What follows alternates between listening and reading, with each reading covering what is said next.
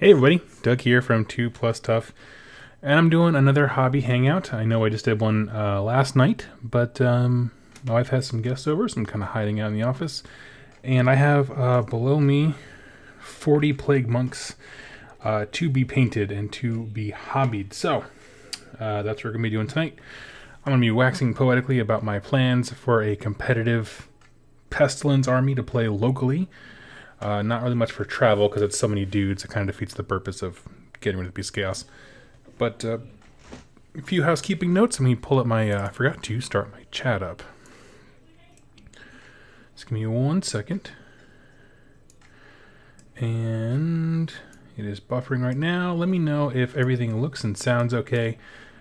Just because I know I'm going to be kind of settling in for a longer day, I threw on some music in the background. Tell me if it's too loud or it gets annoying, that kind of stuff. It's just a few little lo-fi beats to help us chill and relax and that kind of stuff. A few notes of interest, as I assume people can hear and see what's going on. Basically, the 2 Plus Stuff store is still closing. If you want mats or magnets and live in the US, go check it out in the description down below. The mats will not be shipped until midweek next week. I've tried to make that as obvious as possible with lots of posts. And then the magnets will be shipped out pretty much right away. So anyway, if you can hear and see me okay, let me know in the chat. Sometimes it takes a minute to boot up. But yeah, so what I got going on right now is where's my original tester dude? Tester dude is somewhere around here. Oh, wait, in the top left corner over here. So yeah, we kind of went through last night and we picked out a scheme for this guy that we liked. The green is kind of a pale, I think it's Strachan green. And then the flesh is just normal, like rat skin, Reikland flesh shade, and oh my gosh, what's it called? Cadian flesh tone. And then, yeah, Strachan green for the robes. And then I did like a big paint test between 4 different kinds of like tans and browns and that kind of stuff. And people suggested Xandri dust. That was their choice. Well, I went out today to GW and I picked up Karak stone, which is just like the softest highlight possible for Xandri dust. They're almost identical. Almost. But I found when you wash Xandri dust, Karak stone makes a great layer paint to put over that. So it makes it pop. So I get that nice, 2 tones, like the kind of khaki color, as well as the green, and yeah, worked out pretty good. So this is the genius of the genius is in some pretty strong quotes there. The way that I do stuff with my batch painting, which is just big blobs. I pick a guy from this side, put it here. I paint my one step. Put it in the big pile, and then I do the exact same thing going the back way. So over the course of this, you'll see some stuff. Okay, my chat just turned on. So if you messaged before, do it again. The first thing I see is from George Shaw. It says, Doug, do you know what is a good Stormcast chamber to play? I like the Hallowed Knights, but there are rules, and you got cut off there. Take over Mars. Good evening, Doug. Building what feels like a million ghouls for Kelly to play before I get back to my Slender stuff. It probably does feel like a million. Tell me, Take Over Mars, is she enjoying that? And how is she running her Flesh Eater courts? Is she going gristle gore like every other person rages about on the internet? There's no shame in that. I just make fun of people for their nerd rage. Adrian says, hi, hello. Ridge Gang Wargaming. Are you going pure clan Pestilence? I love the army, but hardly ever see straight Pestilence. That is my plan. The plan is, so basically I want to start getting into competitive play, but I want to do it my way, which is to say play things that I like thematically or like the look of, and armies that I think make sense. I want to place well at events and I want to give people good games, but I want to do it my way. And I understand the limitations of that, and that's totally cool. I'm never going to be the Skaven master, but that is the goal, is to go full Pestilence. And for a number of reasons. I think they walked away as being the strongest of the solo clans. And as my friends can attest to, local friends, I I have waxed poetically about Pestilence for some time, but even before the new book. I actually didn't think they were going to come out in a Skaven book, but I was still eyeing the army up. Like I thought they were going to have like, you know how Nighthaunt is kind of a sidestep from like Nagash, like, you know, it's all undead, but it's kind of this weird sidestep. Thought they were going to do the same thing. But yeah, been working on a few list ideas because I like to basically build a list and then you know, kind of design towards that. Not a hyper competitive one, but just to give me some idea of what I need to paint. And so my 1,000 point list comes out to be 980, which is a unit of 40 Plague Monks, a unit of 20, a Vermin Lord Corruptor, the Plague Furnace. I always want to call it the Plague Censer, but that's not what it's called. It's called the Plague Furnace, the big war machine thing with the priest on it. And then the Battalion, Congregation of Filth, where everybody gets a 6-up save after the save for being near that. Which is debatably good. It's certainly not bad. That's the biggest thing it does is it gives you an artifact and lowers your drop count, which is admittedly very important because that's I think the real problem with Skaven have. But yeah. All right. Did Nurgle's Blessing pass? It did. Basically, on Wednesday, I went out to a company party my work had to celebrate some success we had in business. And we all got sick. I don't know what. We went to like some new Italian restaurant, and none of us felt good the next day. And so I had to skip my local game night. We all just needed to recover.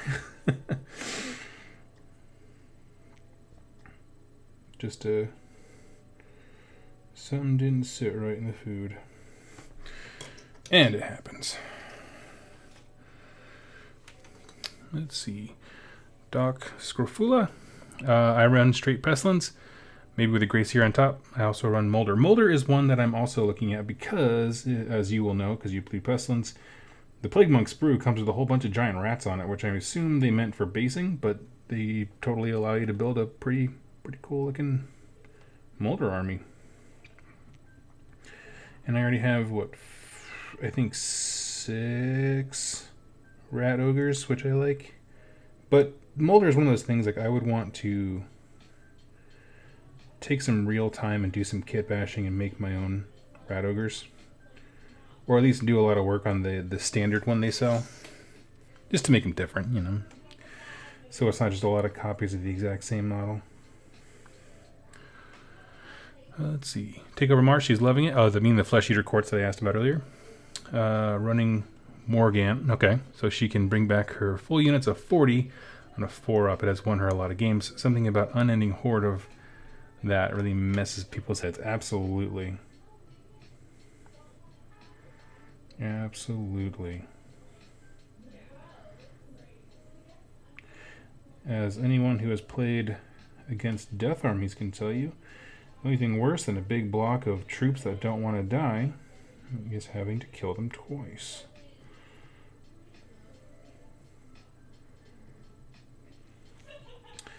Let's see. So let me just ask the chat here, what's everyone working on? As we're, people kind of fill in over time. So while people are still hopping in and joining us, what's everyone working on? I'd love to hear about it. George Shaw says the rules for Hollow Knight say that they ignore any spell on a 6, so it seems that includes Stormcast spells, I think. My understanding is that it does indeed include Stormcast spells, which is kind of funny, but that's their shtick. They buff away magic with the love of the Lord, Sigmar. Let's see. I actually, when I played Stormcast, I had Hollow Knights. I got them off. I got them used off somebody, and the reason I went with Hollow Knights is one, because I do like them in the stories. They're very cool. They are the truest of the paladins, right? I don't know. I think personally, the goodest of the good guys. Although, like, the Hammers of Sigmar are the poster boys, but they have their own con complex. But I like the Hallowed Knights. I got rid of them because at the time they didn't have Stormhost rules, and it was right before the Daughters of Cain book dropped. At the same time, I was also playing Chaos, my Slaves to Darkness, and the problem is those two things are a lot alike. Like the old Stormcast and Slaves to Darkness were eerily similar because Liberators and Chaos Warriors are the exact same unit.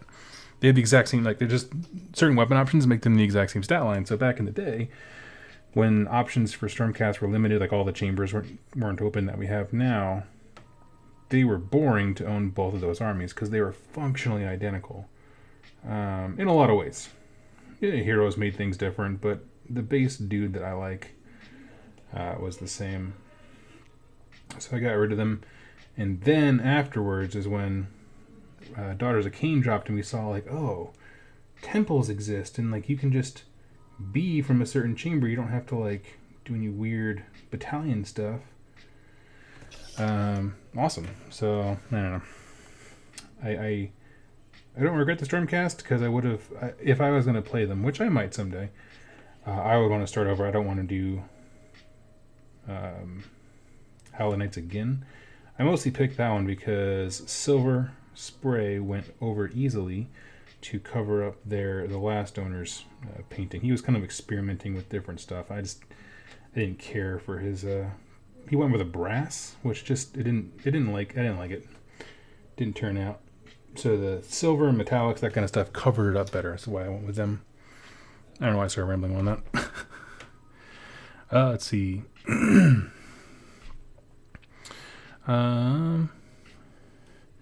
Doc says it's amazing how well the old Plague Monks hold up. I like them. They're fun. There's a ton of bits in them. It's really cool. Good evening, everyone. Good evening. Father Knows Best working on his altar of corn and judgments. Nice. Nice. George Shaw says painting Hallowed Knight Liberators. Yes. I'm curious what blue you chose. I chose a really bold blue on the shoulder pauldrons. I like it. Building and cleaning up Thankful and Bone Ripper. You love Pestilence too. I believe it's Jiao, is that your same name? Awesome. Tracker says I'm working on 32 Chaos Warriors, trying to get them done before leaving for 3-ish weeks. Well, the nice thing about Chaos Warriors is, man, is when you get into a rhythm, they paint really fast. I think I banged out the 30 that I own within a weekend or something like that. The hardest thing was I decided to go with white capes, which from a time crunch perspective is the worst color because white just requires a lot of work. But the actual armor and stuff like that, super easy. I basically primed them black and then dry brushed them with like Thunderhawk blue, and they hold up. They look okay. I'm not gonna say great, none of the stuff I do is masterclass painted, but yeah. Let's see. Adrian says, frankly, one thing a large ghoul army is probably the most competitive list, like 120 plus ghouls with flare support. Yeah. Bodies win objectives. Sean says, still plugging away at my Night Hunt. Got 1500 points of KO waiting to finish. Okay, nice. I have my KO on the shelf. I have a 1,000-point army ready to roll, but it's gonna wait until they get a new book before I buy any more, and that's cool. Still hope the book drops when they release the Night Vault Warband for them. But that's was it Tom Lyons from Warhammer Weekly? That's his guesstimation. That's his room. That's his guess, right? The book's gonna drop with that, and I'd be happy with that. Mainly, more than anything, what gets me excited about books anymore is battalions. Like, tell me how to build an army. That's what I want from the K. I want fun battalions that are like, you want boats? Take all the boats. Here's the boats. Go be on a boat. Let's see. Meandering Shade, building a base for classic Warhammer Albion Fenbeast. I do not know what on earth that is. I wasn't around much for the old world. I caught the last gasp of it, and that was basically it.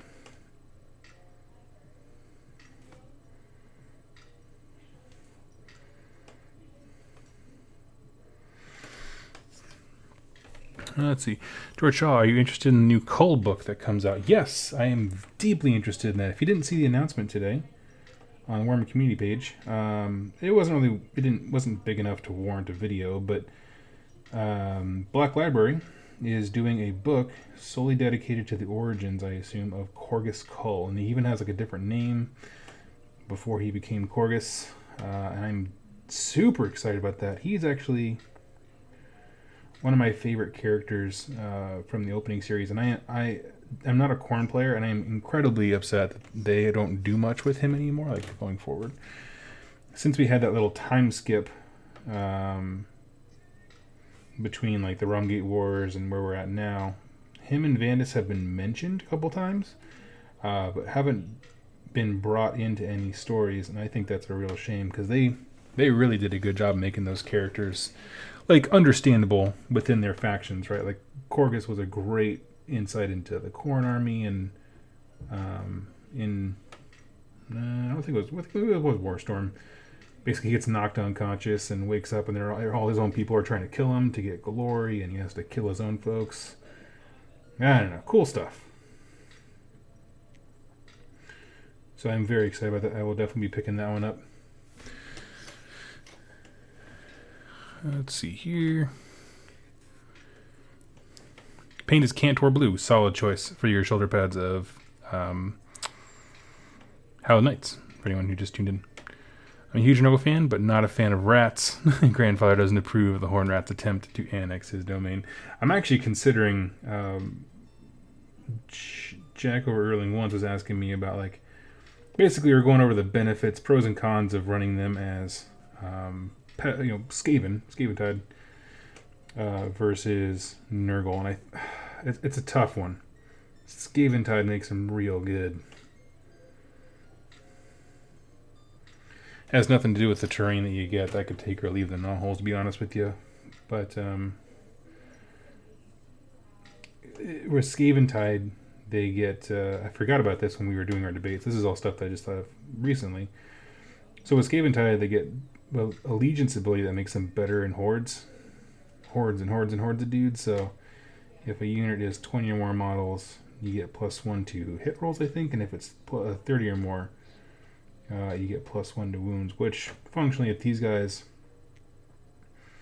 if you go all Pestilence, the idea of an entire Plague Monk army, thing smashing into enemy lines, it's pretty low. They're probably going to chip away a few of them on the way in, but...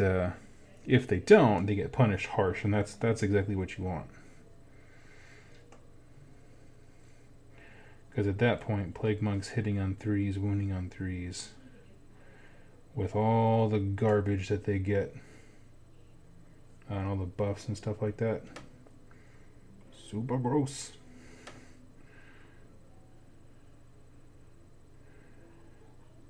So I expect... So if you guys don't know, this is going to be my local tournament army.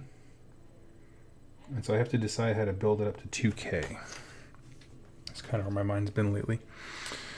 So yeah. Doc says I'll solo my Stormcast too, but I really wanted to paint all my birds and griffs like cockatiels. So the thing about my Stormcast is because it was just a collection of the original. Like, I think the worst part of the Stormcast line is that first set of models that came out. I think it's such a shame that started with the Liberators and the Adjudicator, because they're just static poses. They're great units in game. I'm not the tactical genius, but then you compare that to like the Vanguard Chamber, where they got like the Paladors tearing through stuff. They're so much more interesting looking. And so if I was going to do Stormcast, it would be an all Vanguard army, but I'm not going to go shootcast because Jack's got that one covered for the entire Pacific Northwest. Mine's going to be a big focus on hunters and paladors and using movement and that kind of stuff to play the objectives game. And that wouldn't be a competitive army. That would be a 100% fluff for the fluff god type army. Tab says, just got done the start to my flesh eaters. May work on Drukhari scourges. Nice. I actually been considering Flesh Eater quartz. I have the Carrion Empire half in my closet. I was like, yeah, if I need a painting break, I can bust those guys out.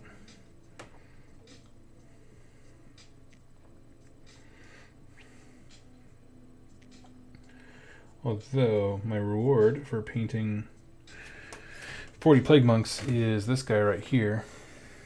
My Vermin Lord Corruptor that I just finished building. I'm very excited. There's a few model kits that I always wanted to build. And the Glotkin was one. I finished him. I can't ever trade or get rid of him. I like that model too much. And the Corruptor was another one where I was like, I like it. I like the skull helm that he has. Just so cool looking.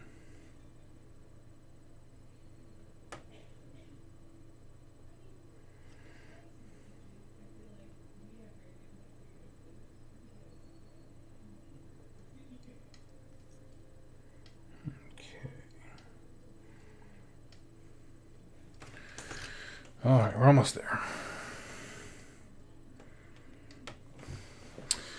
Let's see here. I'm waiting on my elf ladies to show up to do any hobby. Elf ladies, are you doing Daughters of Cain, Adrian? Sam Cook says, have you had the thought of Pestilence might be too elite for you? Too elite. Ah, that's funny. Not enough bodies. This is my home game army.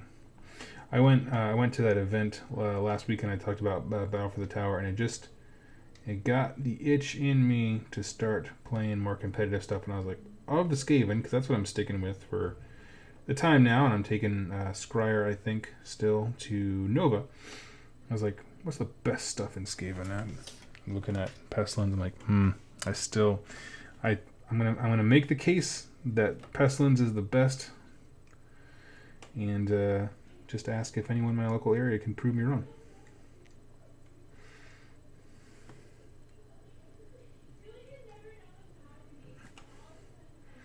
Went over a couple list ideas with Jack, and he's like, I don't want to play against any of those because the way his shoot cast works is it's really good at taking out singular targets. Like, he can kill anything if it's a single model. Like, he has no problem with Nagash armies. But when there's multiple threats, like there's multiple huge hordes of Plague Monks, and there's a Corruptor with the Sword of Judgment running around, and there's, one or two, depending on the list I choose. What are they called? Plague Furnaces. There's a lot going on.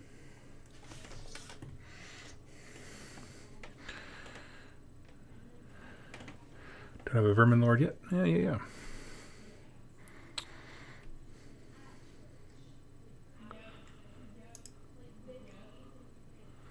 Oh, I'm getting behind on comments. Give me 1 second.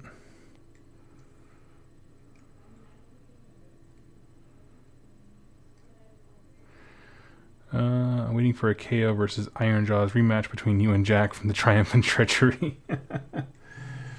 That's funny. I guess we could play a 1,000-point game. I guess that wouldn't be a problem. They do that on their channel every once in a while. The first Pestilence game on R1 is definitely going to be a 1,000-point game, just because it takes so much time to go from 1,000 to 2,000. Well, I don't know if it really does. Like, all the 2,000-point lists either do 100 or 120 Plague Monks. I'd be halfway there if I just finished up what I've already got here. Vermin Lord is tempting. Have you planned out your next thematic battle report? Well, sort of. Basically, I need 2 painted armies. I think that the Keratin Overlords are going to feature in one of the next ones that I do, and might be against Skaven.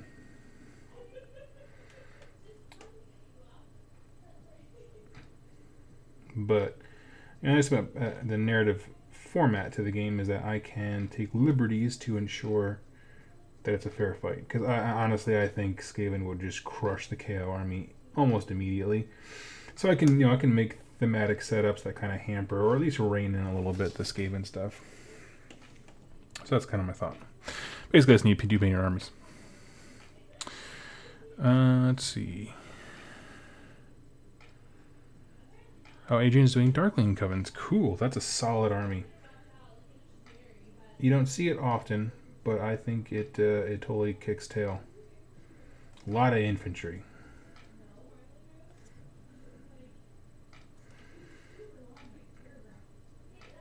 But as I just said, bodies win objective-based games.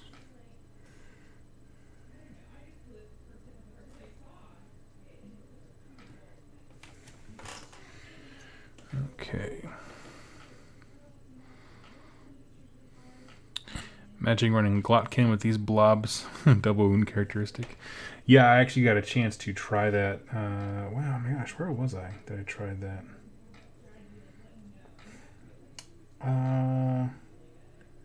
Yeah, it was at a game night. A couple weeks ago, I brought the Glotkin. I was doing a practice, or kind of an intro game with one guy, and there was 2 free guild armies, and I had the Glotkin. Yeah, I think at that point I did do the double wound spell, Fleshy Abundance. I think I was on the Plague Monks, but yeah, just a ton. Oh my gosh, they just get gross. It's ridiculous.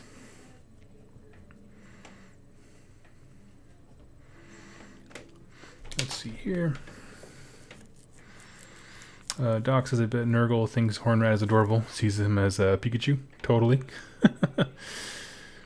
Deviant Persona. Do you run only GW models, or is something you enjoy using proxies in your army?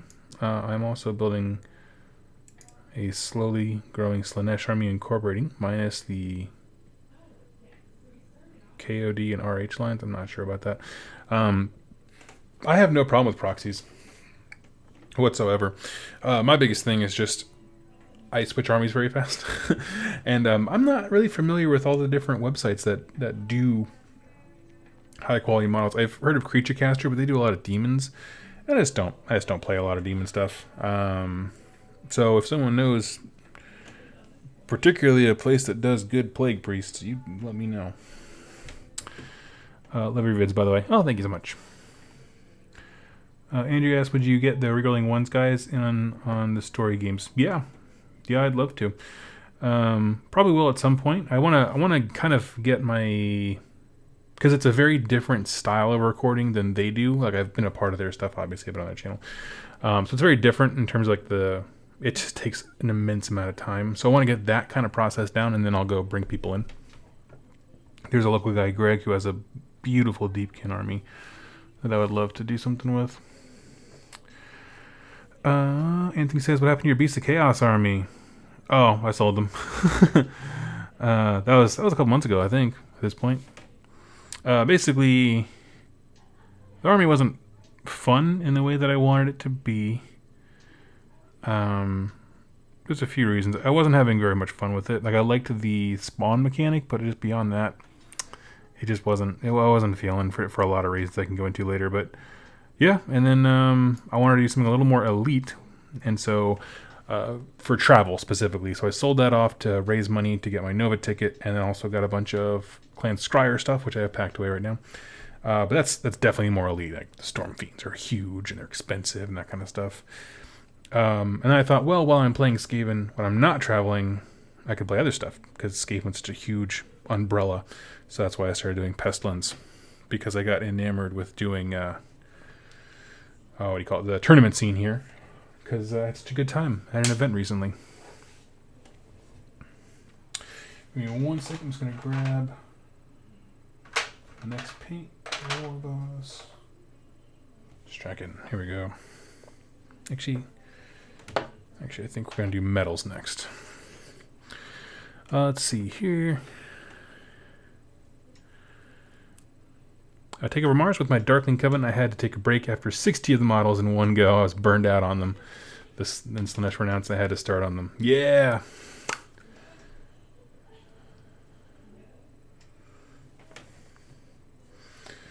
Yep. So yeah, that was the idea. The Scryer half. So basically, in this event that I went to, I took 1 year to Plague Monks because I needed to like fill points, basically, to get to a 2K Chaos army.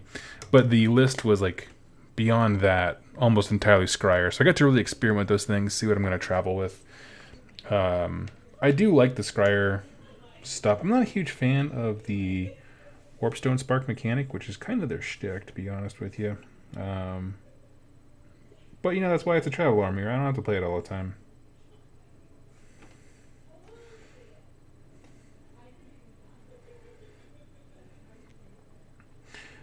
But, as we see in the chat there, the problem is that part of the reason for the Beasts of Chaos is they are hard to play an elite version of that army. At least with some diversity. How about that? I'll make that caveat. And when I got rid of that and then had a bunch of... Then it's like, I'm going into Skaven. People are like, oh, so your more elite army is Skaven? Which is a fair reaction, but you know, for anyone who actually like stops and like considers how Scryer works and how expensive they are, yeah, it makes perfect sense. And the idea that the faction is big enough to... You can have multiple armies that have none of the same units. Which is really it's kind of how it be. Like I only own 40 clan rats. Let me pull my mic more towards me. I actually only own 40 clan rats. So that was the problem I ran into at the event, where I was like, I can't play Skaven. I don't have enough battle line. Oh man, just started storming something fierce outside. Let's see. Adrian says he'll think he'll have 140 models. That sounds about right for Darkling Covens.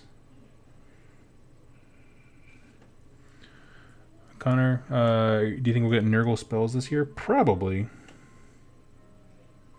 Yeah, I don't think they'll get a new battle tome, but I wouldn't be surprised if they got new spells, to be honest. I don't know what Nurgle spells would do besides more mortal wounds, and that army has so many ways to deliver in mortal wounds, it's ridiculous.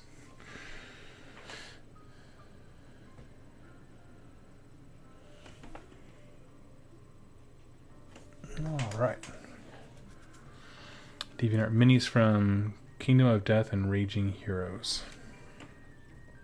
Well, Tab on Doug, I'm local if you ever want to borrow an army for a thematic battle report. Sweet, sweet.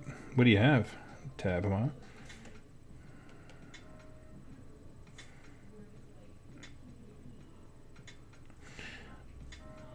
Doesn't have to be a work of art either. Lord knows my stuff certainly isn't. I put work into the heroes, but I'm not one of those people like who painfully does every detail of every single model. This particular set, I might go a little bit above and beyond, for a specific reason, but let's see. Sam Cook, you mentioned a few times that you have a Glotkin without an army. It's true. Can't you run Pestilence as Maggotkin? You certainly can. Yeah, that's something I mentioned just a little bit briefly. We can go into more detail, but basically me and Jack were weighing the pros and cons of going, taking this Pestilence army and either running it as Allegiance Nurgle or sticking with Pestilence, right? Just kind of weighing those options. What do you gain? What do you lose? That kind of stuff. What you gain is access to a whole lot of nasty stuff, like the Contagion Wheel and Glotkin, who is too big to be taken as an ally choice, I think by design, for sure. But you lose a few things too, like you lose the gnaw holes, which frankly I don't really care about, to be honest with you. I don't really like the gnaw holes.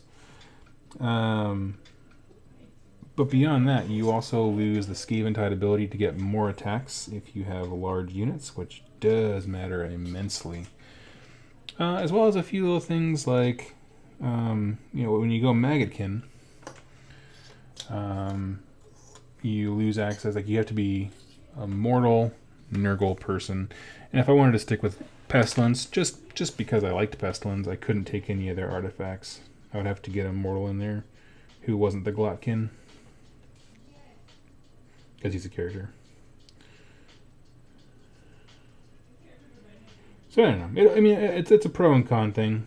Is the Nurgle wheel in the trees in the summoning worth the sheer brutality of Plague Monks on 3s to hit, 3s to wound. Heroes being able to back out of combat. The possibility through a null hole of teleporting a unit, that kind of stuff. Like, it's just...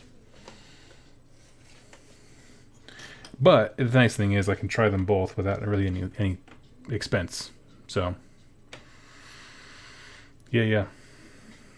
Cold Shoulder, I know you're just poking fun. It's all good, my friend. I'm a meme on my own channel. I am okay with that.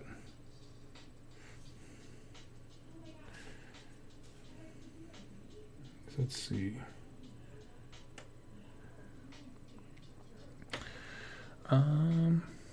Does anyone in your wargaming group play Dispossessed or Wanderers? Shu on Rerolling Ones has some Wanderers, I think. I think he does. I can't recall. I know he's excited for them. I don't know if he actually owns them. As far as owning stuff, no, none of us do. And I've strongly considered... I wanted us to have a Dwarden army kind of in our wheelhouse. And so that's why I grabbed KO, because there's a few people I knew like clearing out lots of them at dirt cheap prices, and I was like, well, there's no better time. You know, I bought them specifically as a painting project, and then just to sit pretty on my shelf in the background. Excuse me. And then I just haven't gotten other stuff. Part of me was really hoping they were going to wrap all the Dwarden into a book with the Fire Slayer thing, but no dice. I know a lot of Fire Slayer people would be very disappointed in that, but that's understandable. A lot of sides to that coin. Let's see. Take over Mars need my Daughters of Cain to get their terrain and spells. Yeah. I feel like the Daughters of Cain bring their terrain with them, though. It's the big temple thing, Cauldron of Blood. I get that. But I understand feeling like you're missing out.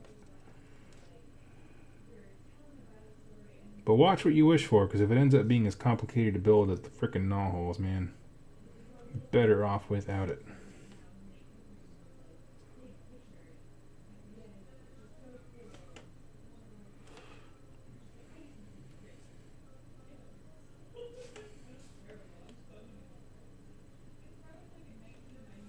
Just a minute here.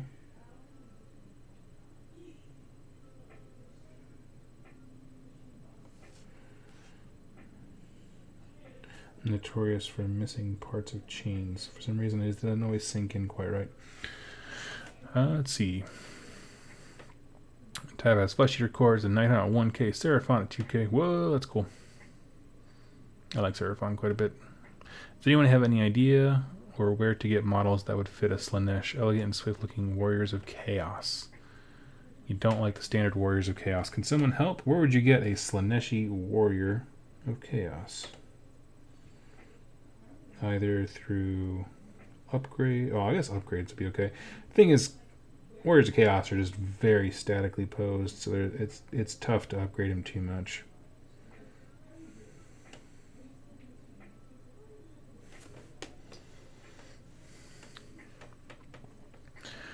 Let's see here. Steven says, well, look at early review of the Fire Slayers. 30 units of Hearthguard Berserkers may be a thing now. Oh, yeah, and it always should have been a thing, because those guys were money. They were good before, and they just got better. The problem is Volkite Berserker... Oh, not the problem. The good thing is Volkite Berserkers came down in stock, and so other stuff in the faction gets to shine now. Yeah. Yeah, another unfortunate event where I was supposed to get an early copy and it just never came. Real bummer. Cold Shoulder, I got to do points inventory on my Slanesh. Oh, wait, you just... And Seraphon. Oh, sweet. What up, you? TG Disciple says, I have 40 giant rats staring at me. I have, I think I have 40 of them on bases, just because at the time I was clipping the bits from the Plague Monk sprue that come with a bunch of rats. I was just slapping them on 25 mils. I actually have... I don't have enough to build an entire Molder army, but I have enough to, you know, to field a whole bunch of them.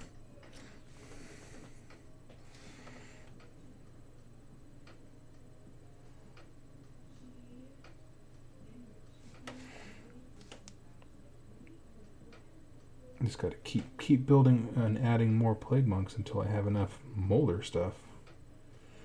I guess it's kind of the backwards logic there.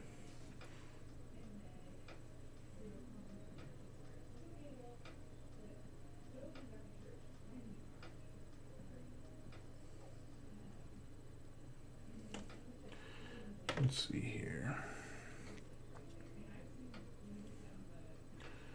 Just get this band, and we'll look back up and we'll get caught up on questions here. I gotta wash off my brush and kind of reset it. I used up all the paint on my palette for the most part.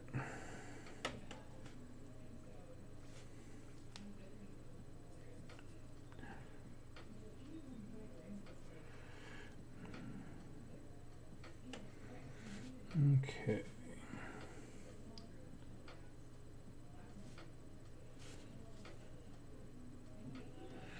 All right.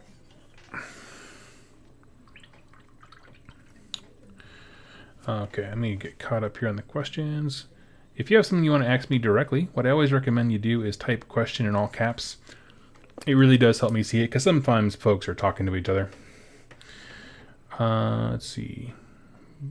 Blaze Be Mad. I have my first tournament in 2 weeks, running Archeon Nurgle. Still have 48 Marauders and 10 Plague Bearers to make. Whoa. You're not 2 weeks for 48 Marauders. If you, that's a tough one, man. I'm not gonna lie to you.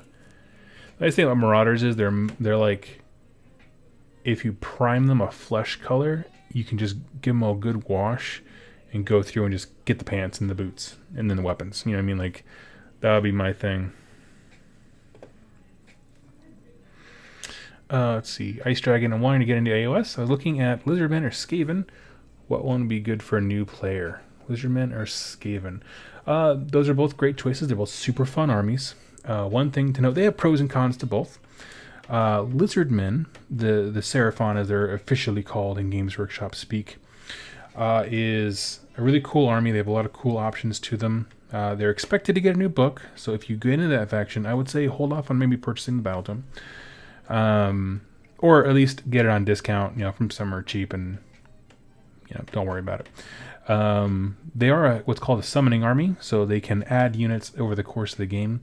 So if you're just starting your collection, you know, you're going to be able to play fun games, but you're going to feel a little hampered because kind of one of their things is if you don't own the models, it's going to be hard in the beginning to kind of add new things, that kind of stuff. So there could be a lot of purchases there, but they are incredibly cool and very colorful and vibrant and all kinds of stuff. And they're also super powerful. Like they win games a lot.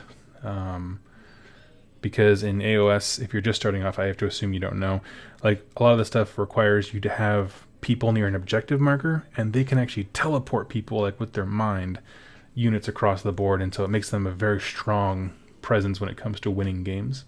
As for Skaven, they are also super fun. Some of the most deadly units in the game exist in this faction. It tends to require a lot of models. They are a horde army, right? This is one unit. So that's what I'm painting right now. You can play them the nice thing about Skaven, because there's so many units in the Battletome, you can play them in an almost infinite number of ways. So you know, weigh those things together. Both of them offer a lot of painting variety. If you like color, Seraphon are a great way to get some just out there color schemes, just vibrant colors, lots of pop. Yeah, I would say that. If you have follow-up questions about each one of those, go ahead and ask them. Let's see.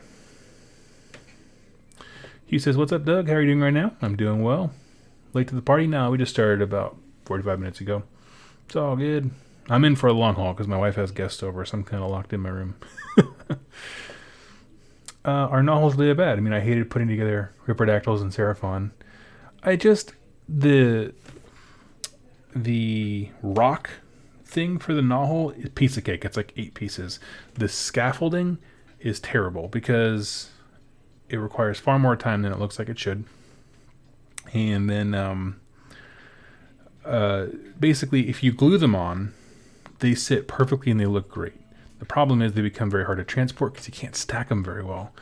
Okay, well, you can not glue them down and they all come off very, very easily.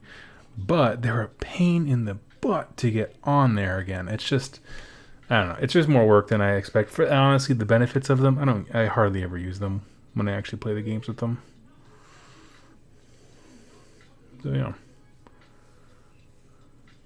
yeah. Hugh is making a fan-made character of AOS. Oh, you absolutely should, dude. That sounds legit.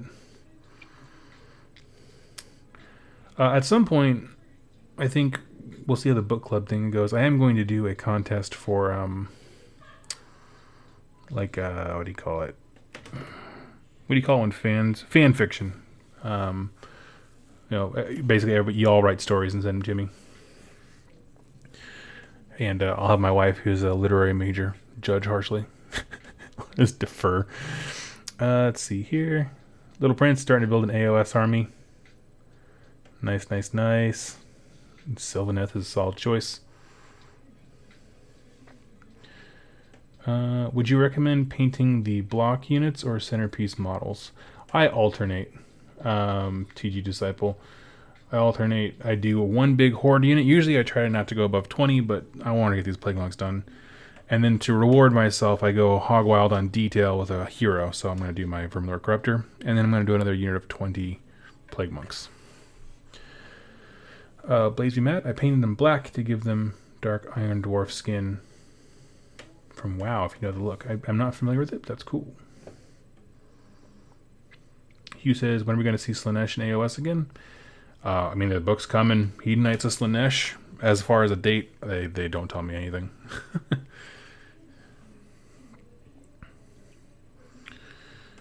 Let's see. Anonymous plays live. Do what all husbands do when their wives go over. Get food from the fridge and run back to your room and paint models. That is exactly what happened. I went out there because dinner was ready. I snarfed it down, and then I was like, okay, I'm going to go hang out and do a live stream.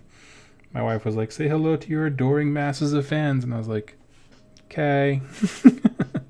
Awkwardly.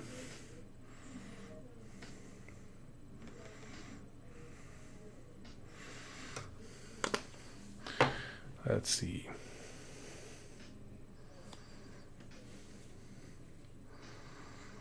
Been holding off buying the Loon Shrine. It costs more or equal to some units in the army. Yeah, that's actually been a topic of conversation locally too. A lot of folks, I think the Loon Shrine was one of those terrain pieces that really divided people on the whole. Faction-specific terrain is good. No, it's a pain. No, it doesn't matter. It's all good. Do whatever you want. But then the Loon Shrine came out, and it's just so expensive. It's different when it's like a $35 herdstone. That's a reasonable cost. It's a cool-looking model. Any Beast of Chaos player wants that. But then when it's just a huge thing, it's just physically imposing. Like it's just a large model. I understand not everyone wanting to buy the Loon Shrine for sure. Would never hold it against anyone.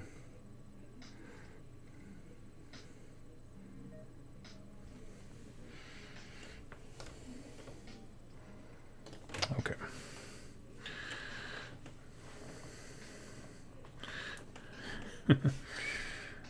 Is Sylvaneth a horde army or something else? Sylvaneth can play in a lot of different ways. They can be a horde army, certainly. I don't think that's their strength. I think their strength is in board control with the use of terrain and centerpiece models to block out things up.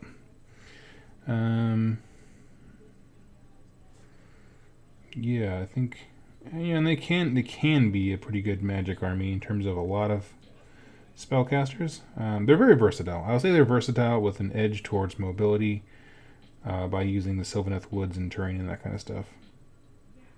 As far as what they'll be if and when they ever get a new battle tome, I cannot say.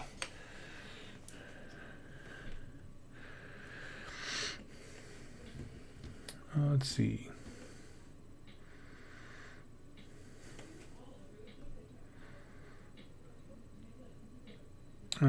George Shaw, question.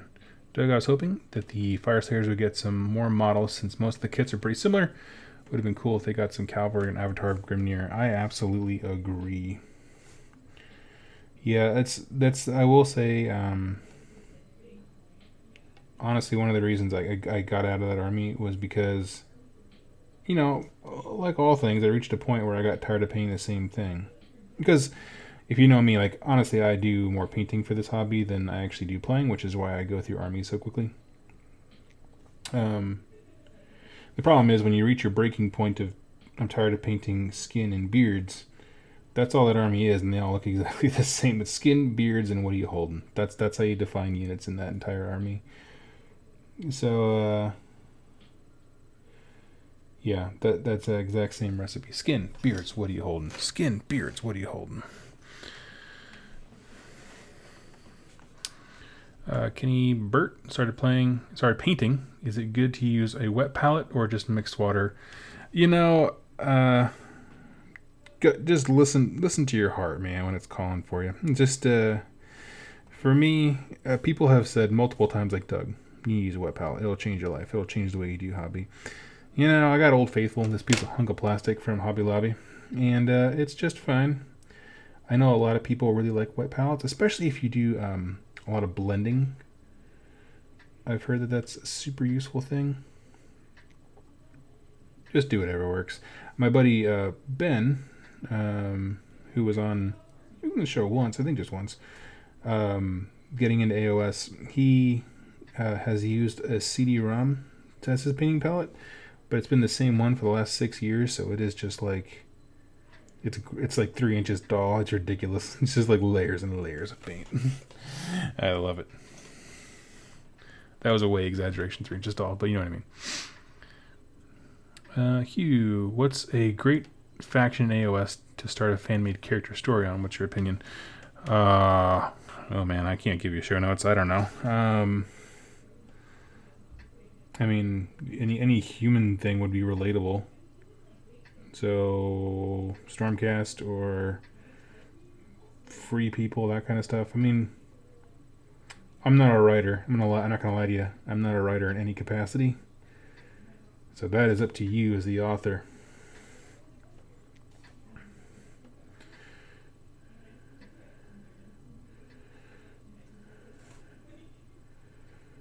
Let me see.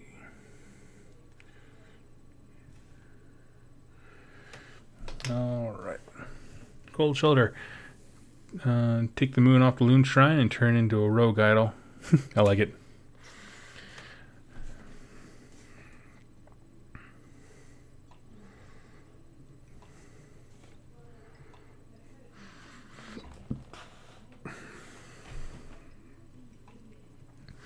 Little Prince, thanks for your input. Oh, don't know what I did.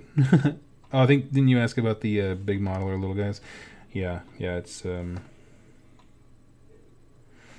I enjoy painting characters more than I enjoy painting hordes of dudes, which you wouldn't know because most of the armies I tend to choose are horde armies, and that's mainly because I don't, I hate myself and I punish myself for that. But I really, really enjoy painting the heroes because I put more time and detail into them. Yeah. Now, Fire Slayers have endless spells, sort of, and a terrain piece. Any neat ideas on what you think the Overlords might get for the same? I would love it if the Overlords got like I don't know what I would call them other than engine works, even though that's already a thing in their book. But just like, the engine master, the repair guy, can deploy these like mechanical wonders on the enemy, and that they're machines, but they operate in the same way. So you can have like one that's just like a spiraling bunch of blades attached to cogs, and they can be like little mini machines that fly in the sky and hit things really hard. That would be my thought for their not endless spells. As far as what I would do for terrain, maybe like a rapid deploy, like docking station, that kind of thing. Maybe like ships that start near it get some uber buff.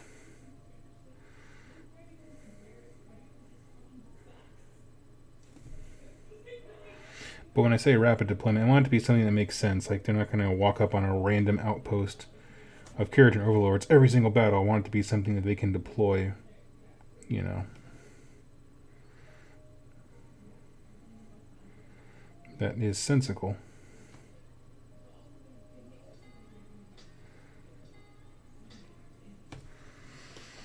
Let's see.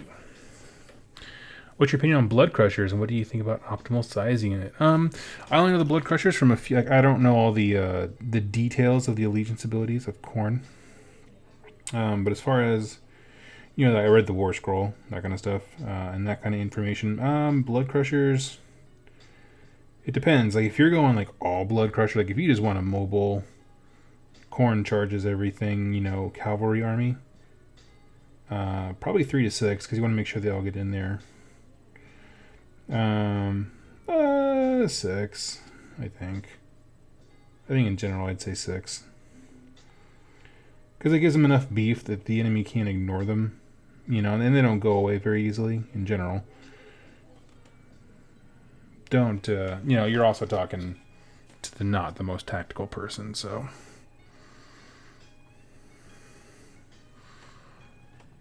Let's see. Kitty Burt, any speculation on the AOS video game being developed by the producers of Dawn of War 2? Zero speculation, but a lot of excitement. I enjoyed Dawn of War 2. It was a different kind of game. It wasn't the one we were expecting, but it was certainly one that was stinking fun. Hugh says, what's next for AOS lore? I know as much as you. So, Fireslayer Battletown. And then whatever Forbidden Power is. That's all there is. I have no insider information. Nobody tells me nothing. At some point, apparently, Slanesh.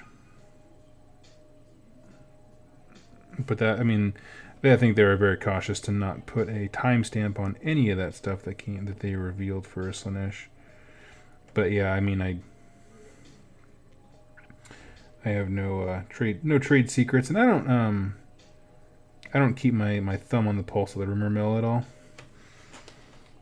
Just because I'm one of those people, like, I saw what rumors and hype did when fantasy battles ended, and people got angry and upset, and it hurt a lot of feelings. So I just kind of always kept it with me. It's like developing emotional responses to stuff that you don't know what it is yet is not good. So I just kind of stay away from it.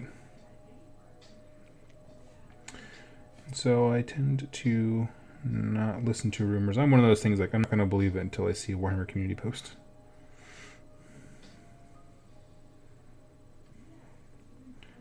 But yeah, as far as what's coming up next, we know Fireslayers, probably Dark Oath sometime. I think someone had predicted late summer whenever Warcry drops. Yeah.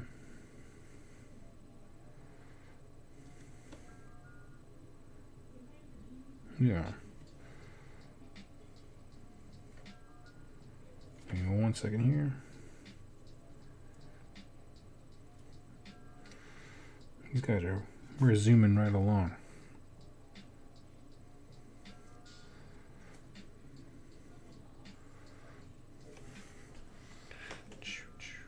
Okay. Cody says, I just started Sylvaneth as my first army, and I have about 4 different color schemes going on. Should I go back and make them more uniform, or do I get a pass as my first army? Oh, you always get a pass. You get a pass just because you painted stuff. Who cares what it looks like? I like stuff to be more uniform, but then I also reach a point where I hate looking at the same models because I made them all too uniform. So, do whatever you want, man. Deviant Persona, it's a Doug's a sadist with painting horde armies. Yeah, dude. Yeah, actually, so you said good thing it's not 8th anymore. I actually chose High Elves to force myself to paint something more elite, because I was like, I'm going to hate myself if I paint, you know, hey, I want to start playing Skaven. Good. Here you go, new nerd. Paint 200 clan rats. Oh, okay. That's what it used to be. It's still kind of that way for orcs in 40k, right? If you want to be a serious, you're really seriously considering playing orcs, paint 100 of them, and then go paint other stuff. That's kind of the common wisdom I've heard before. And, you know, having played that army, I played it for quite a while right before the book came out. I can say that is an accurate thing.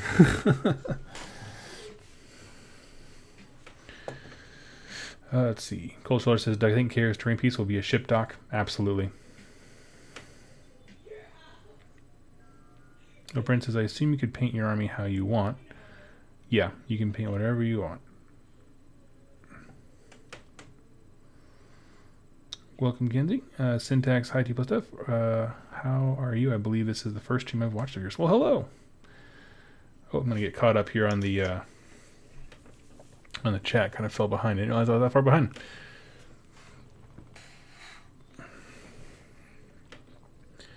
Let's see. I would love a timestamp on Slanesh. The wait is killing me. Yeah. You know, if they preview the book, I think it's definitely within the next month or two. I mean, and I mean that sincerely. They really don't go too far out on those things when they show the book cover and stuff.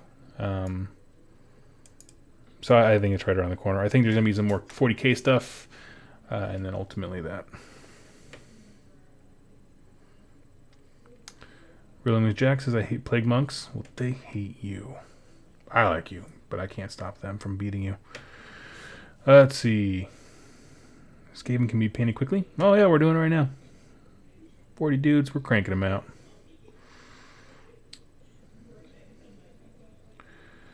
He says, are those men rats, aka Skaven, you are painting right now? Yeah, so I'm painting 40 plague monks right now, which is my one of 2 units for my 1,000 point list. And although Jack hates them now, he's going to love them when we join into our powers combined into our team tournament events coming up here pretty soon. The 11th of next month, I believe, is a doubles event. So we're going to get our first taste of what it's like to be 2 parts of the same mind. For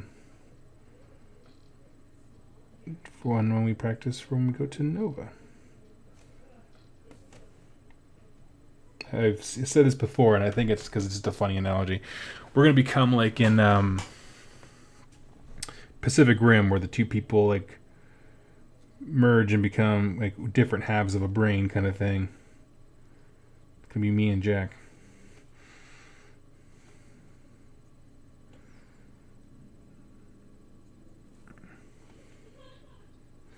And then he will love plague monks.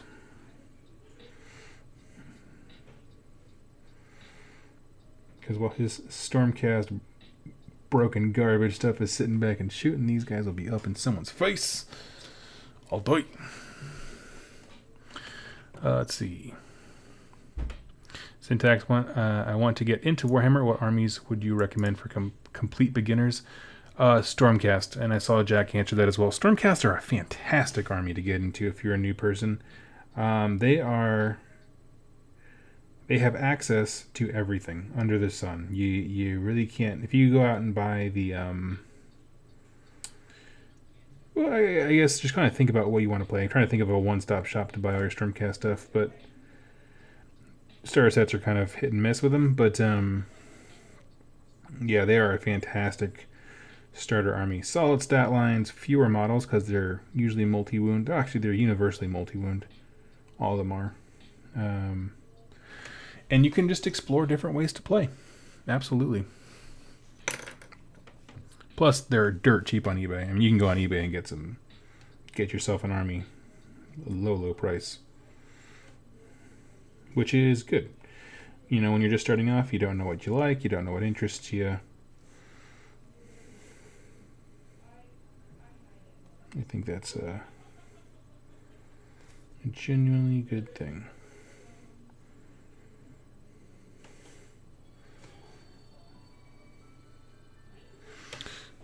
Alright, what do we got?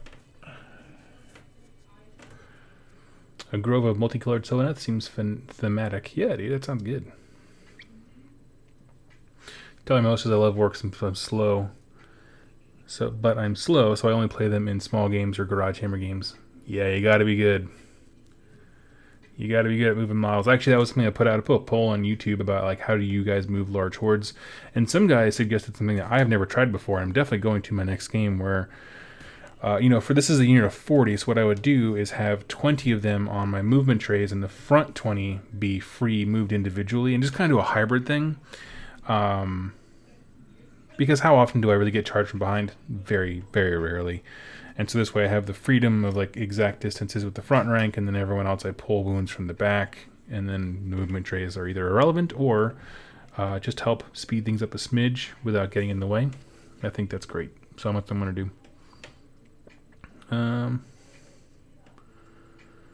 Let's see. Anyways, 2+ stuff. I heard you say something about fan fiction contest. Yeah, I mean, at some point I'm going to do that. I don't have any specifics. But I am going to, at some point, do a fan fiction contest. Winner would... I don't know. I'll come up with a prize. First, second, and third. But, yeah. I have no details on that. This is not an actual announcement of it. It's just something I want to do. Our Vandus is going to be a tough guy to beat if he enters. That guy's been doing fan fiction for over a year now, I think. Because he's awesome. I'll be honest with you, like, part of the prize might just be me stealing your story and turning it into a battle report, because I'm actually very bad at the coming up with original stuff. For me, my strength is not in story creation. It's in, delivery, teaching things in a way that makes them interesting. Like when I crack open battle tomes and do the lore videos, like that's a different skill and skill set than like ex nihilo creating a story arc, with rising action and falling action and all that kind of stuff. So I'd love to see people who are good at that kind of thing get a chance to. Let's see. Sam Cook, you and Jack will be like Gork and Mork. Yes. Terribly irritable.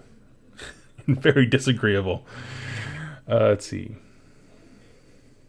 Oh, okay. There's a lot of interest on that. Okay, sorry. I didn't realize I was dropping that with a hungry audience. Let me think about that this week, and I'll put a video up about the fanfic contest. How much money would you recommend spending on your first army? For me personally,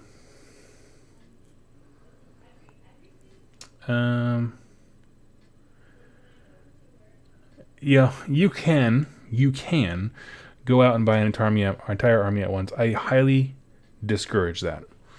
What I would say, syntax, is if you have not played the game before, find a local gaming group, go to a game night, and ask if you can just play someone else's army. Do a test game, a demo, see if you even like it. If you know that you like it and you have tried it before, I would say grab a start collecting box that really suits you, that you really like, and I would say just start there and then work your way upward towards a 1,000 point list. And that's exactly what I would do. For some of the start collecting boxes, typically they kind of clock in the 500-ish point range on most of them. And so that's, 2 of those is 160. Not all of them are created equal, but depending on some armies, like you can get to 1,000 points really easily. But I would definitely say start collecting box, put your paints, minimum viable product. Again, make sure that you really enjoy things before you keep throwing money at it. Would be definitely my suggestion.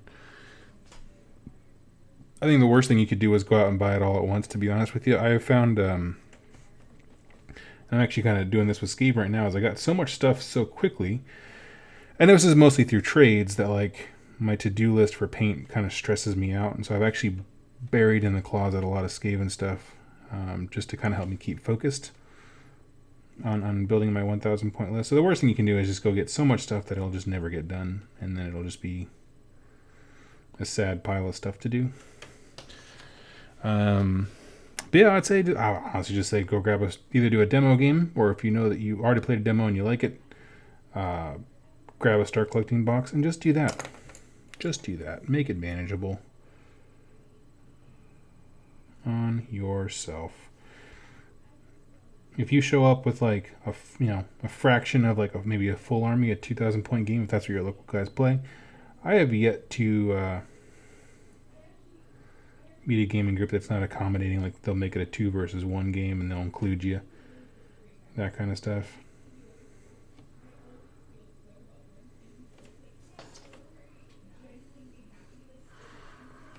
Let's see here. John Penn, have you considered magnetic trays? So they're all sort of sitting on a magnetic plate and you can do fine alterations as needed. I've considered it. Mark does that for his Rerolling Ones Skaven. He has like these big oval, the biggest oval bases, and he puts 20 rats on there. I like them. I already have a bunch of the MDF ones. I'll just try it out first. If I like that, I'll kind of think about it harder. So, let's see. Start collecting boxes, Syntax. They kind of range from $85 to $95 depending on which one it is. And with that, you usually, like I said, they're not all created equal. You usually get somewhere in the teens of models, so like 13, you know, that kind of stuff. Which, you know, and they're typically a pretty good darn good deal. Get you started. I know the Stormcast one, so one of the Stormcast ones of the army we suggested for you, it is actually, there was an old 2-player starter set that they came out when Age of Sigmar started. There was a bunch of Stormcast models and a bunch of Khorne models. Just 2 different armies. And they turned each of those halves into a start collecting box, so that would be a great start. That gets you a bunch of units. I don't know how much that one is, specifically that one.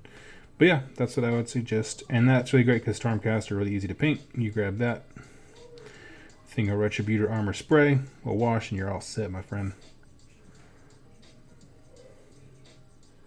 If you want to, because comments get buried here, if you want to have a back and forth about that kind of stuff and you're not ready to purchase stuff yet, hit me up on Facebook or Instagram in the links below, and we can definitely chat about that. Just in case I don't see a post right here.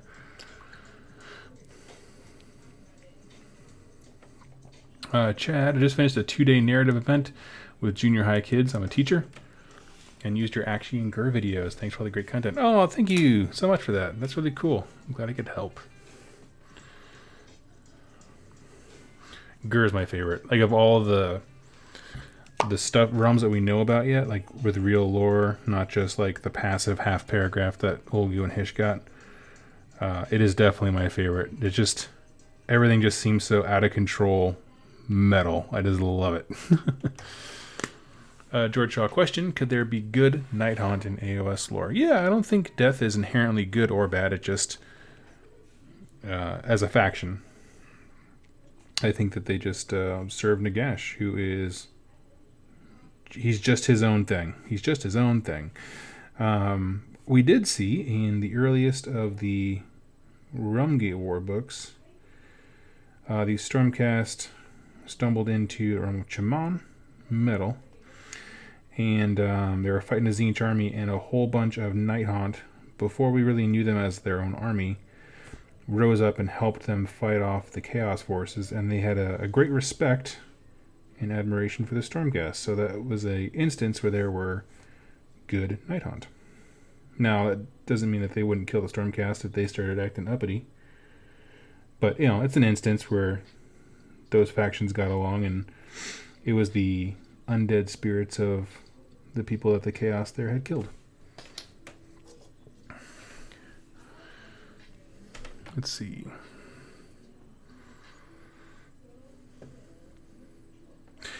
Yeah, and Kenzie nails it. Good intentioned people could probably have drawn to Nagash's ire. So the Harridans, the evil like ladies with like scythes for arms, those used to be healers, and they would keep people from dying, which ticked off Nagash. So their eternal punishment is that they have to inflict pain, but they are good people, and so you can do something with that narratively.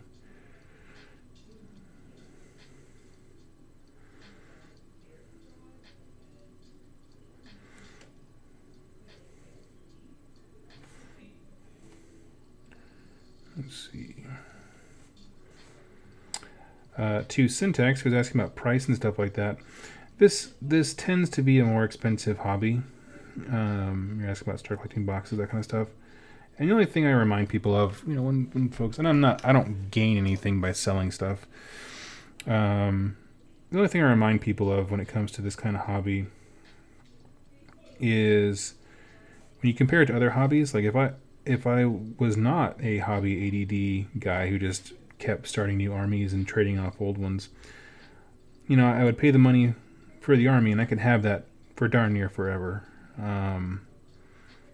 So it's an investment thing. It's a time thing. Also, when you think about your dollars per hour of enjoyment spent, I think it actually ranks among the most affordable hobbies in terms of if you really put time into learning how to paint models and you enjoy that aspect of it, it's really not so bad compared to how much people spend on golf clubs and golf club memberships for all that kind of stuff. For sure. Let's see. Thunderstrike Brotherhood, that's what it's called. Kenzie, thank you. It's $85. That is a super, super good place to start. Syntax. Okay, cool. What's the difference between Stormcast Eternal's Start Collecting Box and the Stormguard Vanguard? Basically, it's a massive army, and so they made multiple Start Collecting Boxes just to give you different entry points. Just pick whatever models you think look the coolest. The Vanguard stuff is about speed and shooting, whereas the Thunderstrike Brotherhood that we mentioned, the starter half, like the half of the old starter set that we talked about, they're more defensive. A lot of stuff about like shield walls and those kinds of things. That's all it is. It's the same army, same rules or like that. So just with some different. It's kind of like their signature army, the one they promote on artwork and that kind of stuff for marketing.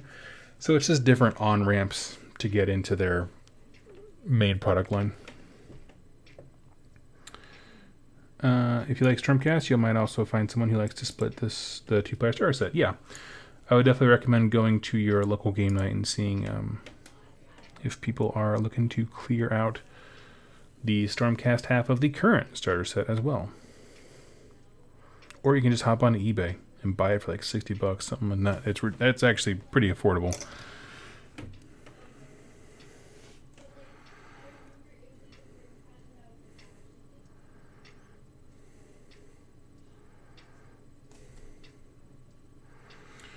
Beep.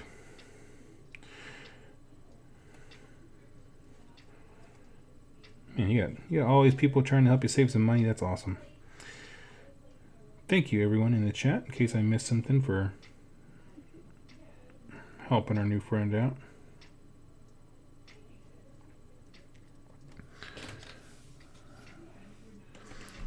Vanguard units look cool. Yeah, they absolutely do. That I was talking earlier, if I was ever going to start a Stormcast army, that's what I would focus on, just because I like them. They can almost like teleport across the board.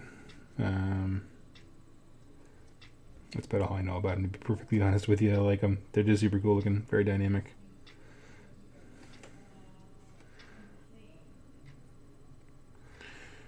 Okay, that's this guy. Finally done with the medals. Oh no, wait, I gotta pick out this guy.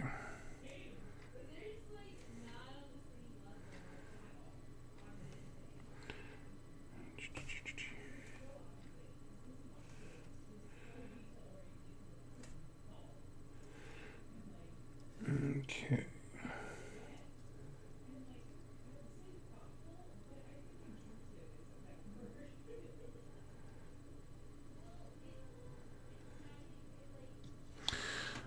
All right. Awesome Aussie. Hey Doug, just painting my first Skaven unit. Clan Rats, really enjoying hanging out with Hobby and crew. Thanks for streaming. Oh, thank you so much. Yeah, join us. Okay, and I'm going to pick out... There's only like 3 dudes in this entire mass of bodies that require brass.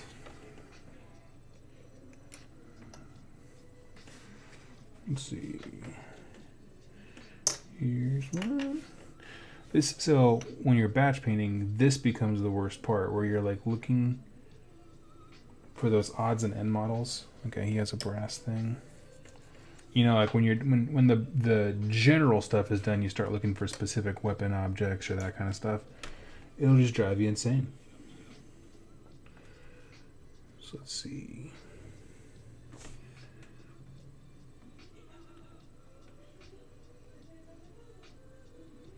I think that is all the brass stuff. He doesn't have any.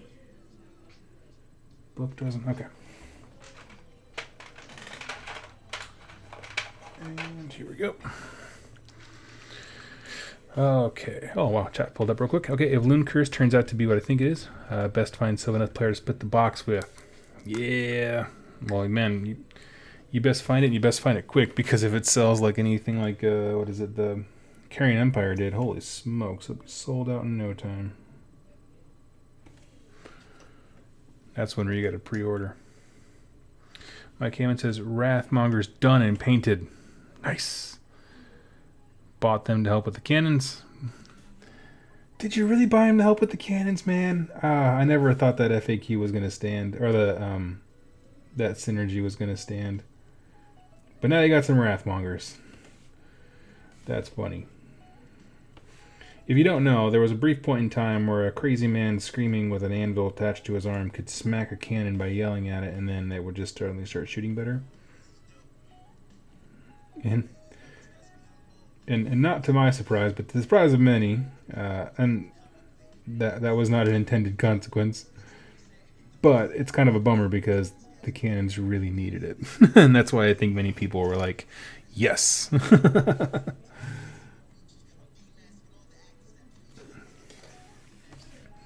It is a sincere bummer, though, because I would have liked to see more skull cannons. I like that model quite a bit. Michael, tell me this. Are you still planning on running skull cannons? Or Wrathmongers, for that matter.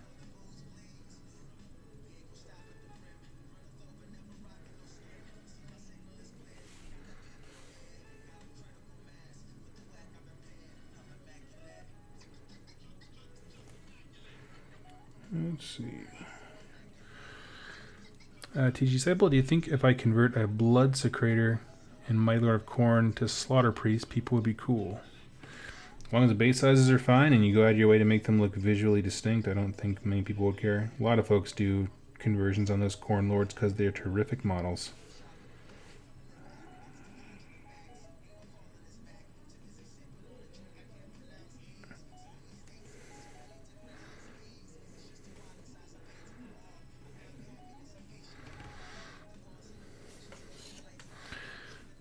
Alright.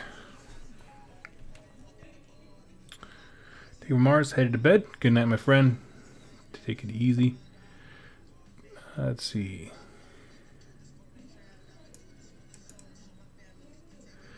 Mike says, yes, Blitzkrieg without a banner. Yep.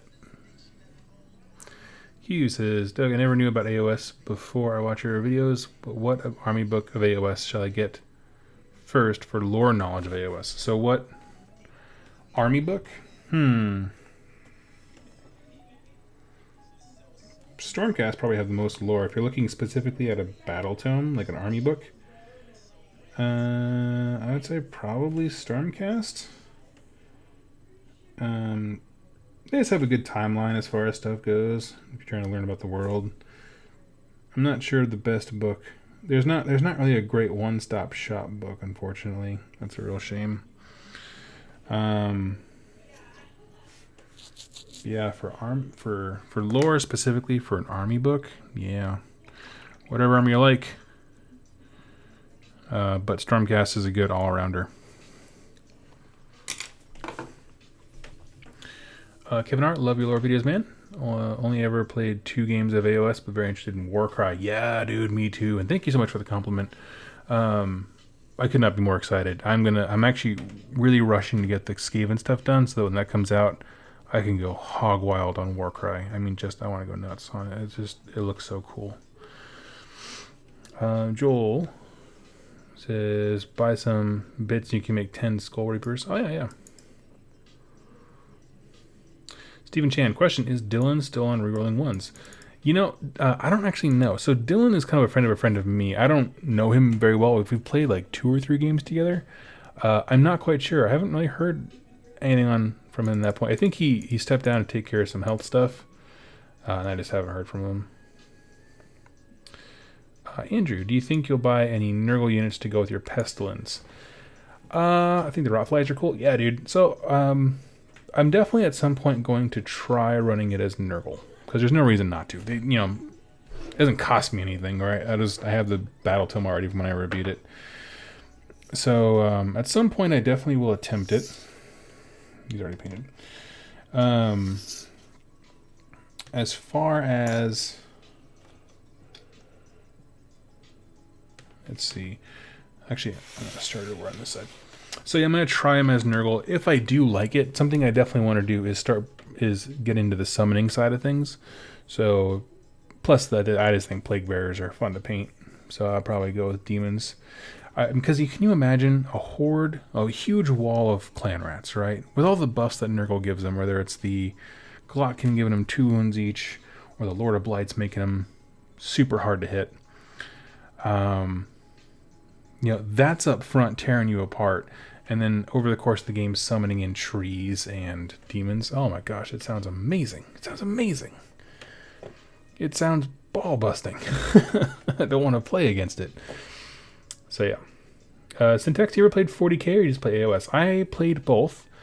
What I like about AOS is that I have a lot easier time finding people who enjoy the hobby the same way I do, which is painted models and kind of narrative-driven games. We laugh a lot when crazy things happen.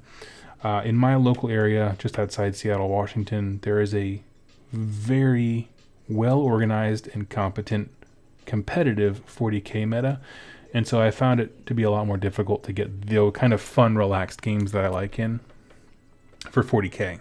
So I've kind of moved away from that and just kind of focused a lot of my energy on AOS, because it's the kind of games that I like. So, yeah. I enjoy both. I do enjoy them both. For 40k, chaos stuff is what I really like. Always have.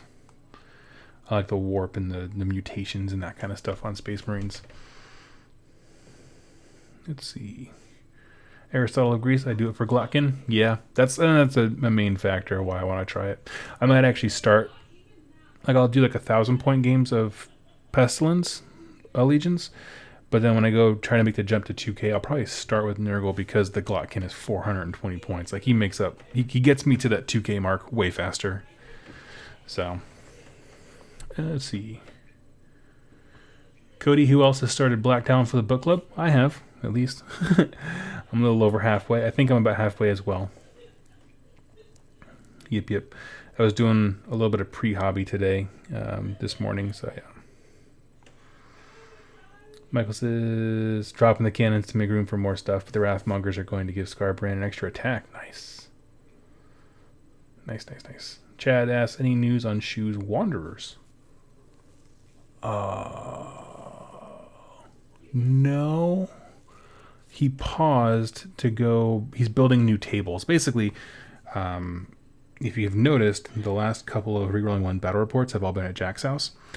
But it's because Mark Shu basically tore apart his entire extra room that he recorded in and has redone it, and it's super fancy looking. It's very nice. It's a cool room. So the point is that he's building custom tables and all that kind of stuff. It looks fantastic. And so I don't think he's painted or done much hobby on his personal stuff since then. So yeah. Let me get my next color out. We'll start working on that. We're gonna do some Dawnstone. There's not actually a lot of fur. I like gray fur on my Skaven, and there's not a lot. It's just randomly wrists here and there, so this will go really fast. Let's see. Schwartz, good day from Down Under. Glad to catch you live. Great content you're putting up all the time. Currently getting my 23-year-old Bretonnians an overhaul. Nice. I love the Bretonnian models. They were actually some of my first Warhammer models. My grandmother, I don't know if some people for sure have heard this story. So at the time, I was really young and I liked building scale models like World War II helicopters, like the Huey and that kind of stuff. And my grandmother knew that I enjoyed model building. and saw that a local game store was going out of business, and so she went in there and it's like, I'm going to get some stuff for my grandson because she's a sweet lady. And grabbed a whole bunch of models of knights and stuff like that, and then some bad-looking guys for me. And it turns out that those were Bretonnians and the old Chaos Warriors that look like they have a terrible hernia. And so that was actually my start. I didn't realize they were part of a game until I was older looking back at them, but that is what they were. And they were, of course, painted terribly and looked bad, just because everything looked bad back then. You know, like if you look at the old school white dwarfs, if you've ever seen them, man, some of those things look rough by today's standards. But that's because we hadn't perfected things like washes and all that kind of stuff. All that to say, keep on playing your Bretonnia, my friend.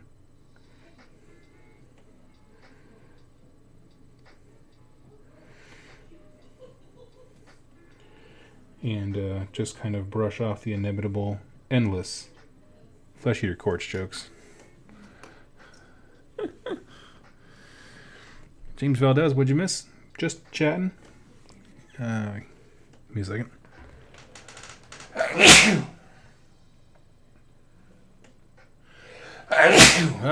Excuse me. Just chatting. I've been painting a whole bunch of plague monks and enjoying company with people. That's all we're doing tonight. At some point, I'm probably gonna devolve and explain my plans for my Pestilence army. Most of these guys don't have fur showing. There's one.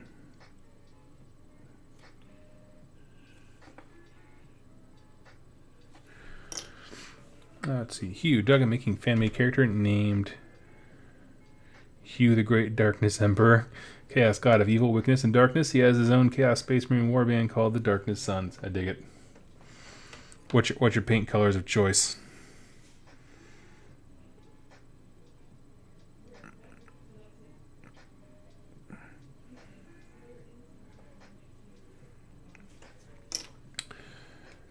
Let's see. Tyler Miller got some old Elven Highborn in a trade, and I'm just trying to decide between selling them or using them as D&D minis. Well, if you play D&D, they're pretty cool for that. Yeah, once the new AOS dropped and they shattered the High Elves into a infinity, that's when I got out of that army. I was like, yeah, this just isn't what I'm looking for, and then I just kind of... I don't know if that really is what broke me, but since that point I have played... That's when the hobby ADD started. Because I actually wasn't like this before. When I played War Machine, I had one faction, then I expanded into a second without trading.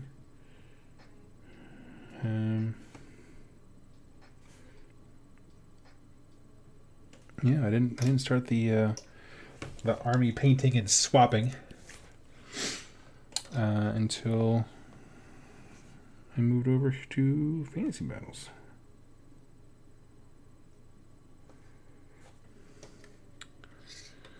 Let's see. Sean Doc, bless you, thank you. Scott, why did you change to Skaven? Well, because Skaven have a bit more options when it comes to how you build your army. Beast of Chaos, I didn't feel like had a fun or interesting, to me, this is a very personal statement, opinion statement, way of going with an elite type army. I know they can build an elite army, I just didn't, the ways of doing it just didn't strike me as interesting. On top of that, I just wasn't having a ton of fun, I'll be honest with you.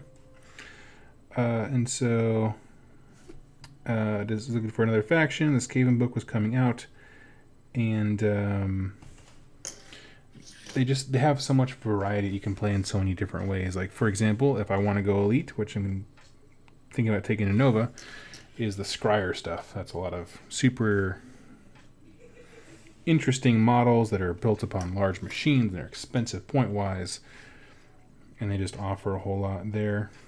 Whereas if I want to go Horde stuff, like I did with Beast of Chaos, I can still do that, which is what I'm doing right now with the Pestilence. So it just kind of a lot more variety to it, a lot more flexibility in terms of I can really decide what kind of game day I want to have based on my list. And yeah, and part of it too is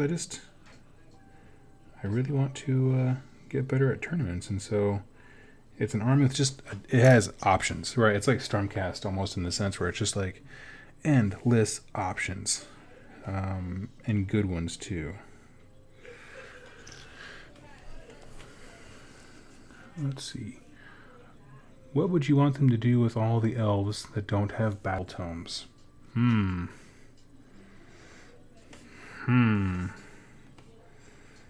do I want them to do with elves that don't have battle tomes? I wouldn't be opposed to merging them together, dropping some of the older model lines. There's some newer stuff in there that looks great. I don't know. That's a hard question that requires more thought than I have right now, if I'm being honest with you.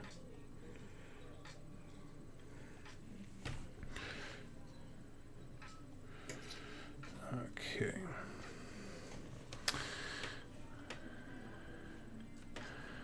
Let's see. Syntax is 1,000 points, the requirement for an army, or can you go more? So 1,000 points is kind of the smallest, I don't know, suggested point size, I guess you could say, from Games Workshop, the manufacturer of the game. If you and your opponent agree, you can play literally whatever you want. I have played 400 point games. That's the smallest I've played. Largest I played was several thousand when we did that big 4-way, like apocalypse style game. So you can really do whatever you want as long as your opponent agrees. But typically, 1,000 points is like the lowest standard size game. I'll give you that.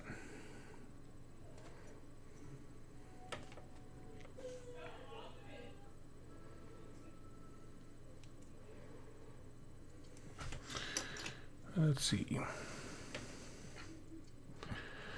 Mystery mandatory. Are there low model count armies that are viable for Skaven? Thinking of getting back into Sigmar after doing 40k for a few months. Let's see. Low model count. It depends on what you mean by viable. Because you can just go Clan Scryer and have very few models. If you're talking and still be pretty effective in the game, you're probably at least gonna want 60 Clan Rats. And then take all the Scryer goodies with them, because you want some stuff to cover objectives.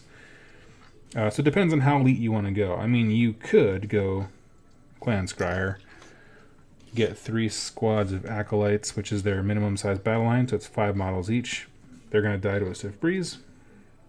And then just load up on expensive stuff like points-wise expensive stuff like Storm Fiends and Warp Lightning Cannons and all that jazz. So it's possible. Not sure it's the best.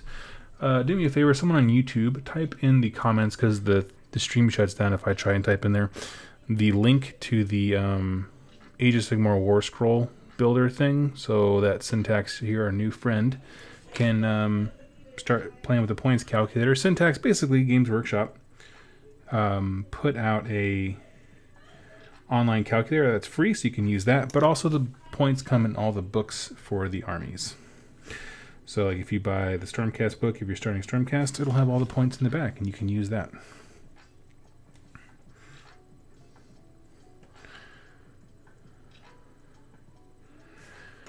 I would share the link myself, but the stream always kind of crashes when I try to chat in there. I'm not sure why.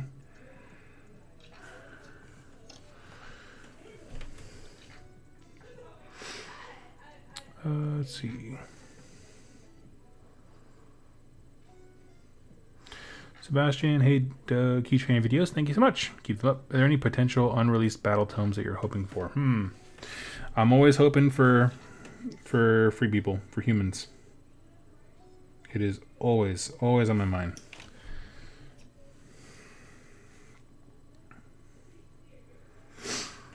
%. Okay, that was a pretty quick and painless one there.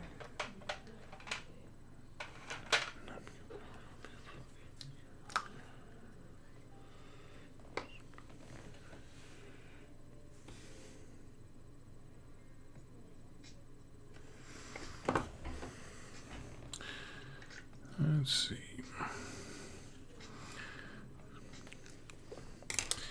I'm thinking, what do we got left? So on these guys, we have anything with a skull, so we need to get a Shopty bone out. And then just the robes, Straken green. Okay. We're getting there.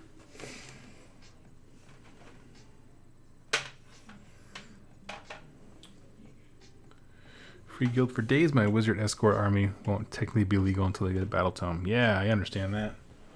100%.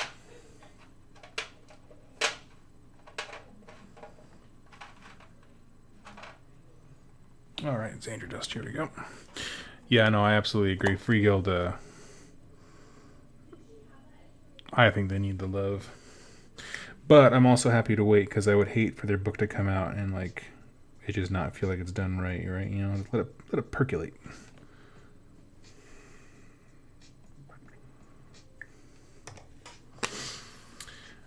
Zed says, wait. Oh, chat does not allow links. Oh, I'm sorry. Yeah, syntax. If you look up, just Google Age of Sigmar War Scroll Builder, and it'll take you the link. Thank you so much, Tyler, for trying. Zed, I didn't know you play Skaven. Don't suppose you want to split a Carrion Empire box. I think I'm good. I got so many stinking rats. Plus, that's all, what do you call it? Scryer stuff.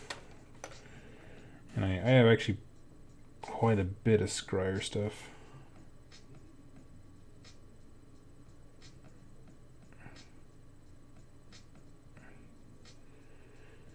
Go around, getting all the little skull bits on everything. And the teeth, if they're easy.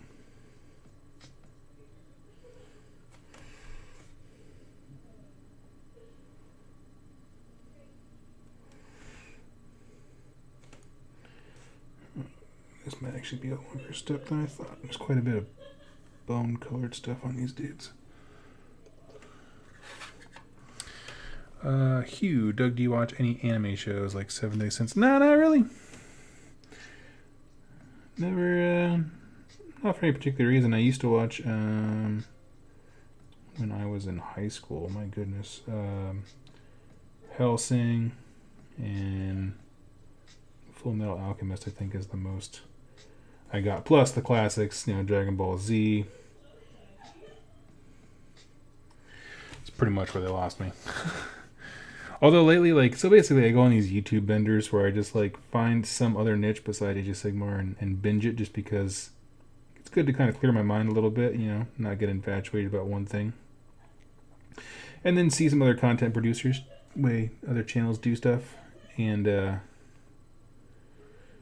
I did find a few Dragon Ball Z, like, lore channels that I was like, yes! So that was kind of fun. Little hint of nostalgia in my day. It's been a fun little ride.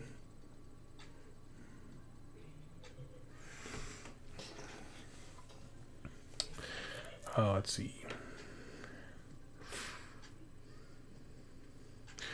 Do I plan to go to Shorehammer in Ocean City, Maryland in November? I do not. I've never heard of Shorehammer. Tyler, I also watched Adult Swim.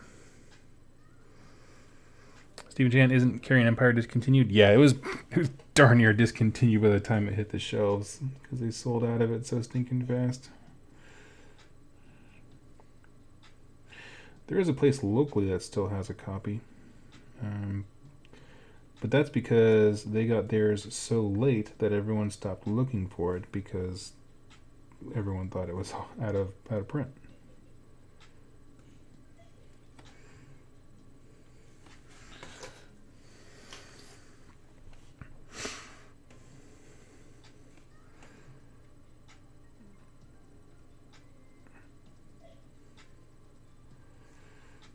Let's see.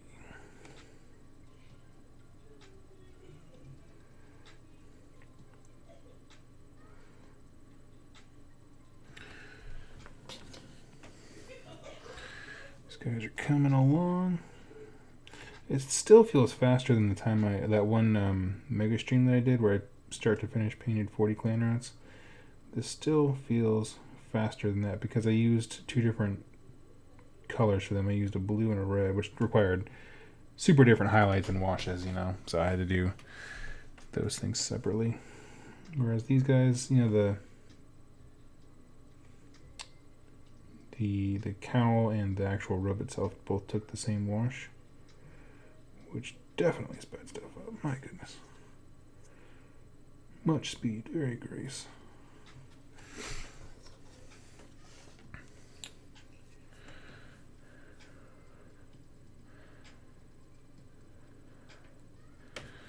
Let's see. Not sure where you're located, Zed, but all right. If Eugene H. Krabs and Vol Grimnir found a bit of Urgle at the same time, who would want it more? Oh, it's Mr. Krabs. Totally.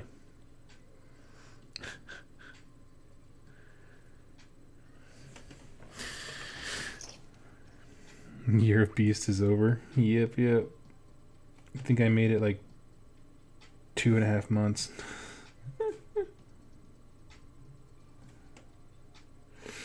In retrospect, like even people who wanted to see me stick to an army to learn it well, like Jack was just like, it was a bad idea to just dedicate solely to one army. Which I thought I was making a good move by trying to double down on something, but he has wisdom on his side as far as saying like, no, you just enjoy different things.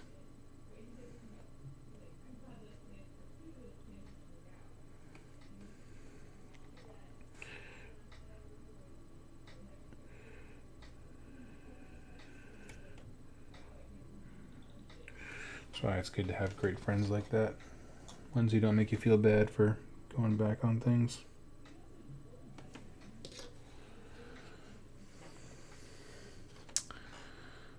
Let's see.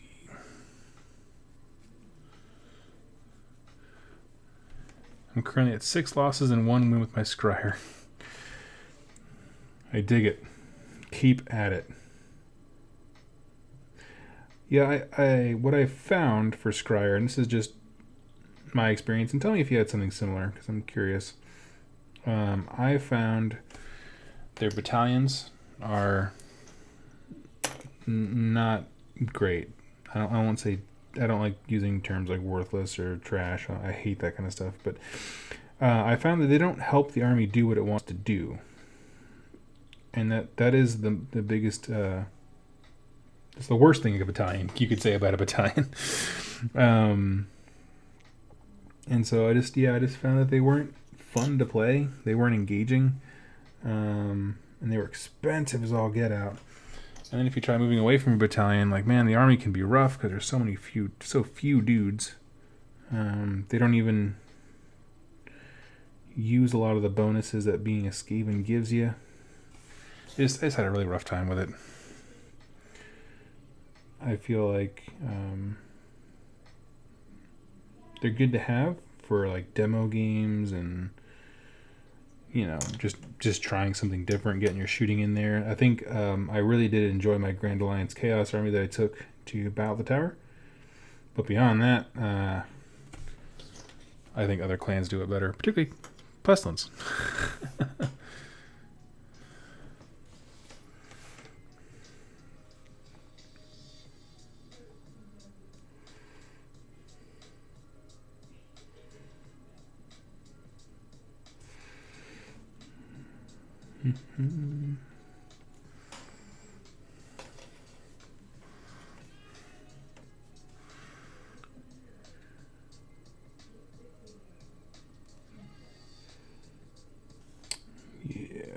Let's see. Not everyone, well, I guess everyone has toes. Say not everyone has large portions of like skulls and bones on them, but many of these guys do. Oh, missed your feet. Yours? Yep. Let's see. Steve Lyons, there's no point in bringing battalions. I just bring whatever models I have. Yep. Last game I killed my own 3 heroes in the first hero phase. Yep. I definitely did that too when I was playing Scryer. I blew all my own guys up.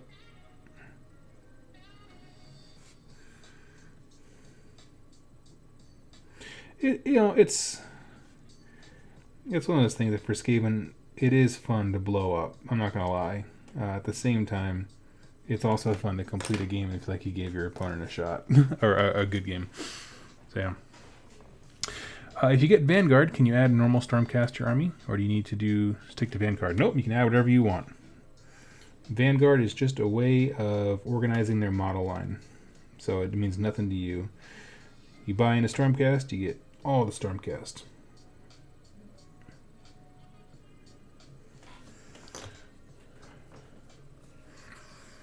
That's why we were saying it's a great place to start, because it's just so flexible. You can kind of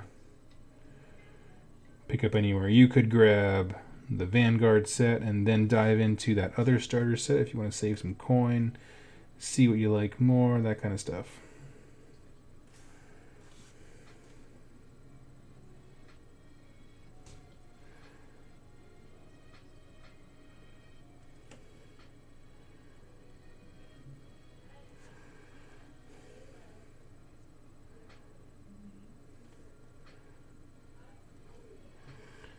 Let's see, got some boils there. Nice, nice. Okay.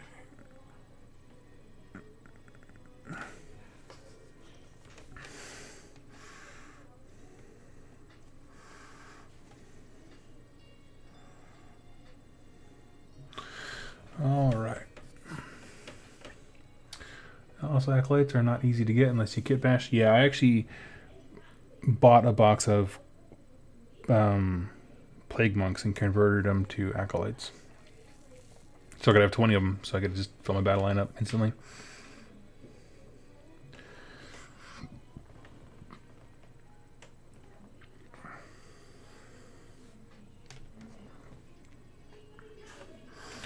And Doug, Beastmen are coming to attack a town soon, and this is an AOS.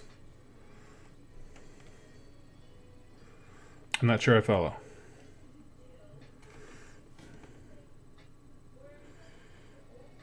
Is that your story you're writing?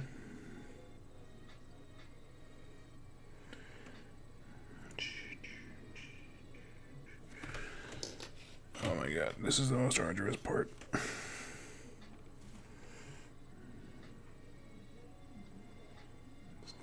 No. Boop. Okay. Plague monks looking great. Thank you so much. They are a work in progress. They're at that thing, or just the home stretch is right on the corner. I mean, they're certainly good looking enough to, like, I would put these on a table for sure. I'm not a perfectionist by any means. But it's one of those things, like, when I paint, man, I move one direction. So I'm not one of those people who can be like, yeah, I'll just do the basics for right now, and then I'll come back and finish this unit later. Like, no, there is no later. If they're off my painting table, they will never be back on it. I painted a bunch of, I don't know, 40k something. I can't remember what army it was. Because I also hobby ADD on 40k sometimes. And I painted them, and some guy's like, hey, I want to buy those off you. And I was kind of getting bored with the army. I was like, sure. And then after he paid for them, he was like, hey, actually, can you go back and fix a few things up? I was like, no, I'm sorry. This train moves one direction is what I said. Like, that's all I got.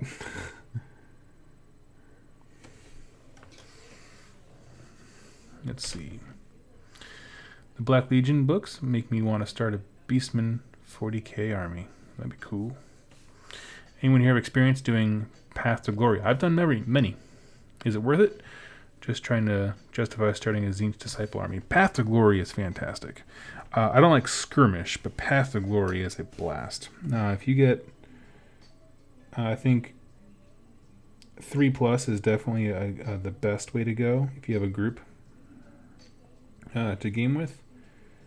The missions are fun.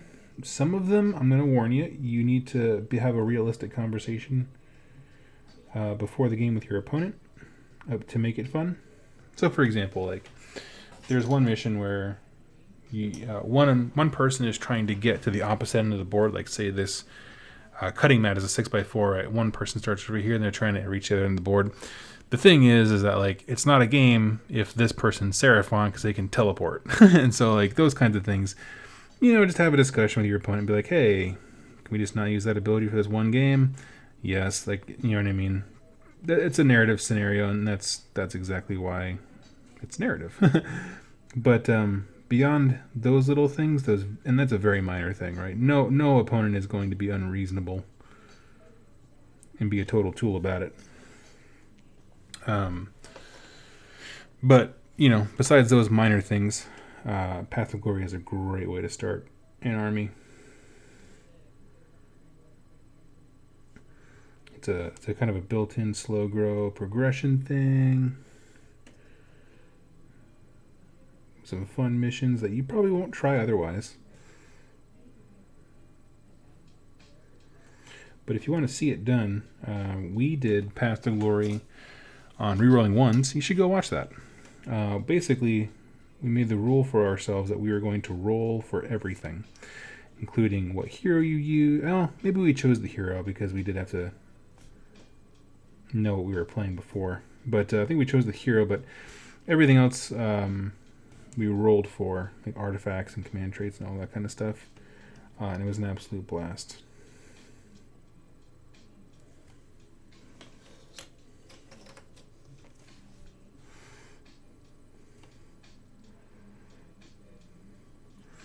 I don't necessarily recommend that, but it was fun if you can. Made it really wonky, you know what I mean? You get a bunch of people who are comfortable with the game, and it gives you a fun excuse to try some weird stuff. Have some off-the-wall missions. That's all you needed to hear to start your next army. Nice.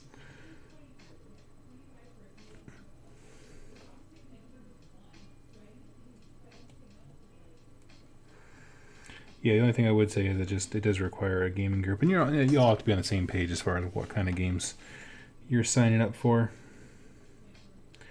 Competitive folks need not apply to Path of Glory games, and I don't mean that in a negative sense against competitive folks. It's just not the kind of thing it's geared towards.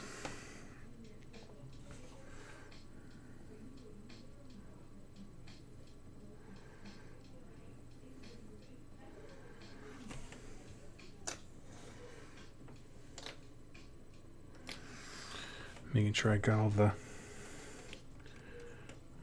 the toenails painted.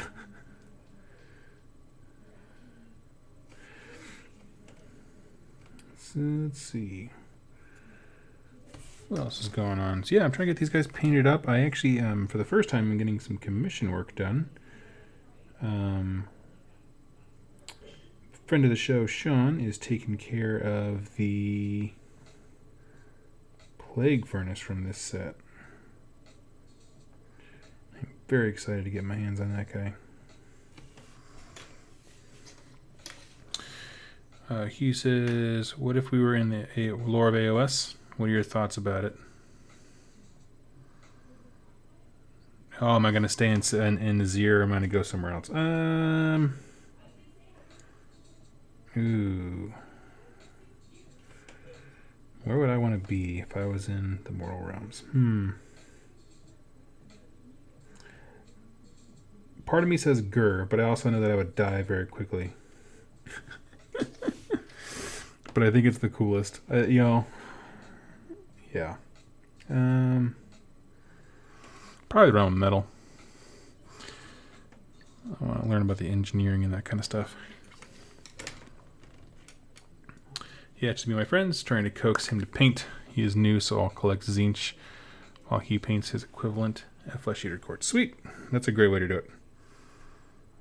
That's actually why Jack did the Path of Glory thing, gave him a reason to paint his corn.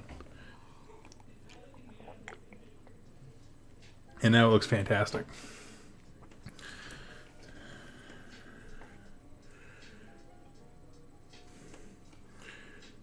That's partially why I liked it. You know, you end it and it's like you're not locked into an army. You got maybe a couple hundred points or something. It's all painted, looking fine,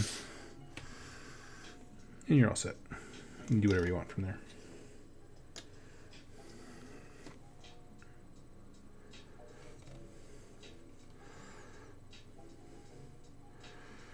Let's see.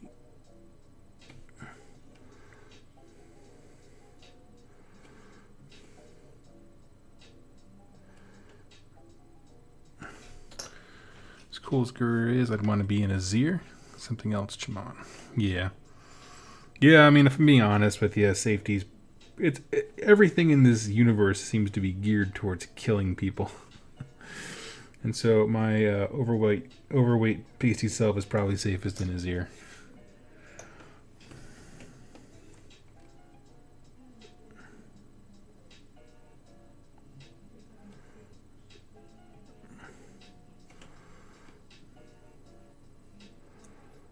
So close.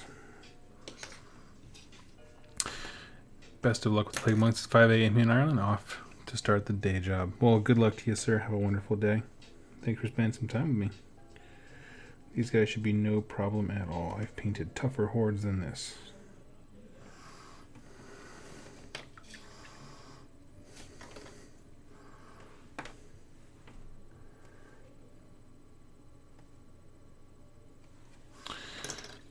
All right.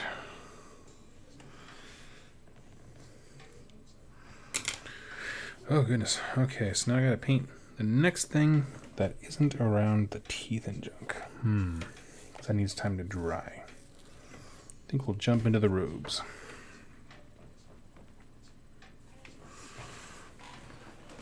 What are we at? The 2-hour mark? Yeah.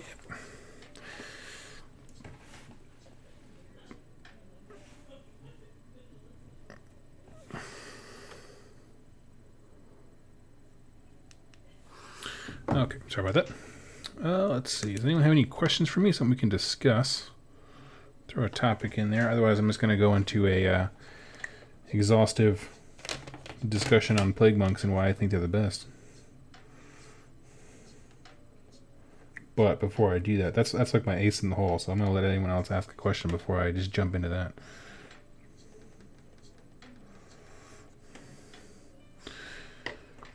Gur's where the TV show Survivor wishes it could be. Absolutely.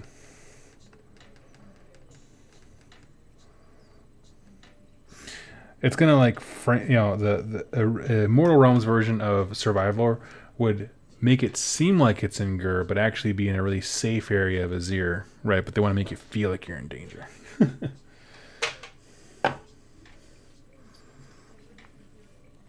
Kenzie still going strong here? Yeah, I'm just painting away.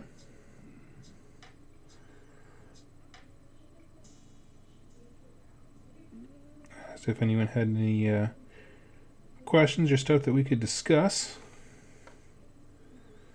Oh, it's already painted. Just to get us some topics rolling. Otherwise, I was going to start chatting about Plague Monks and why I'm excited to play them. And why I think they're the best competitively.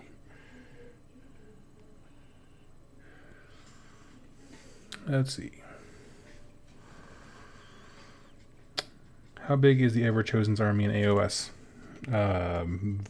Vast. We actually don't know very much, honestly. The old Battle Tome didn't tell us a whole lot of information. But, you know, Archaon's a major player. Because he has a lot of warlords underneath him. But we don't... I mean, they don't ever give numbers because everything in AOS is like this apocalyptic size scale beyond mind or reason.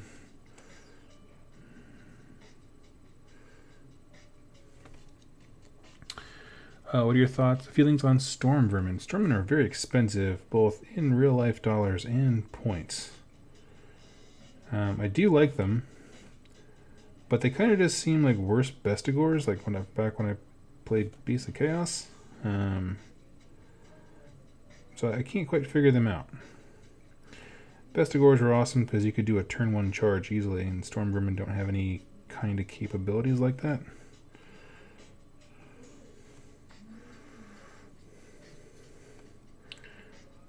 Maybe I'll just do a test drive with some to see if I can get my head around the rules, figure out what makes them tick.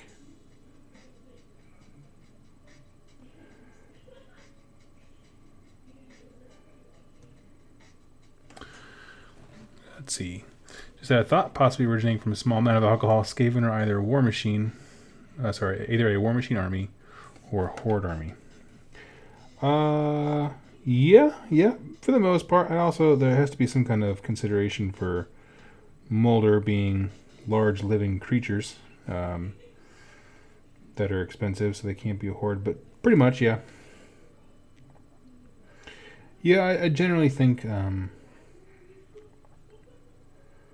I think they're probably at their best when they're a mix, right? A bunch of hordes blocking off and defending the big things that do the work, which is generally how Skaven's always been.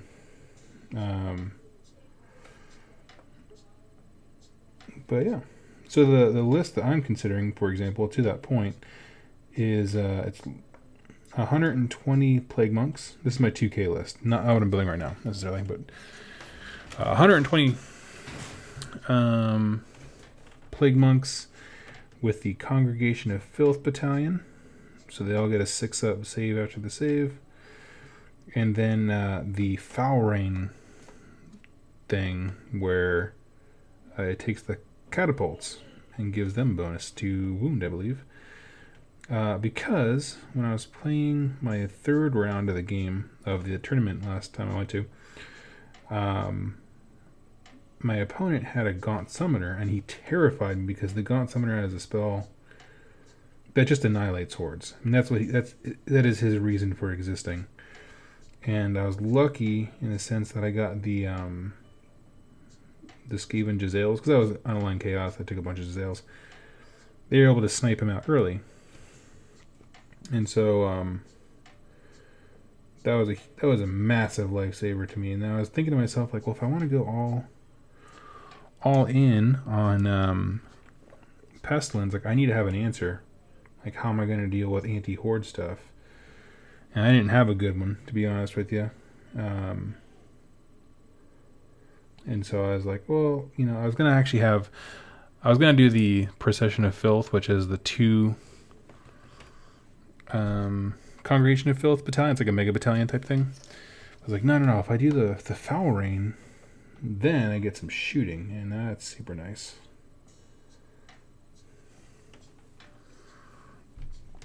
Let's see.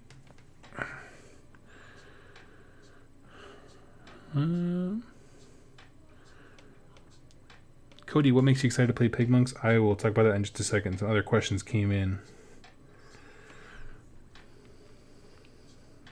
What, aside from Free People and Stormcast, would make a good central character?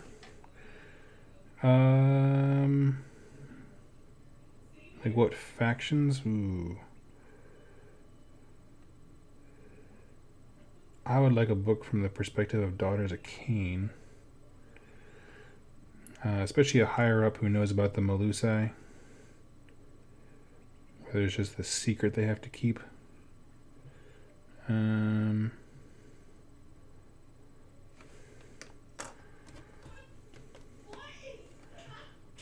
Yeah, I'm trying to think of other stuff. That would be really cool. Deepkin would be interesting. They just had that one little Malign Portent story where we got to see them chatting in with people.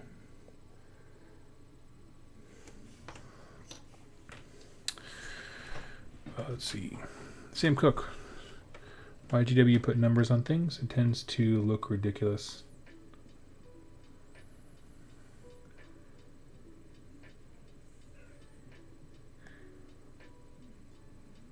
Let's see. Sam, War Machine Hordes is what my dumb thought was about. But carriage over looked like Aegis Signar. Not sure I understand. Ozmozzy, question: what would you suggest for a fun 1K point of mixed Skaven army? Ooh. 1K of mixed Skaven. I don't know, man. I'm far from the expert on this faction. So you need at least 2 units of clan rats, right? That'll be your cheapest battle line option. Get a Gracier in there. They're cheap and really good at magic. I don't know. Honestly, for me personally, I've only ever looked at the clan-specific stuff, so I'd have to think about that one. And I'd have to have my book, because I don't know what the points are for everything else.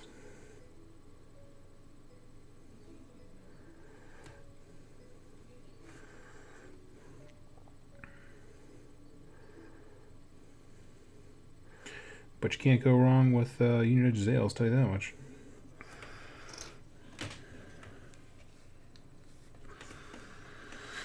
Let's see.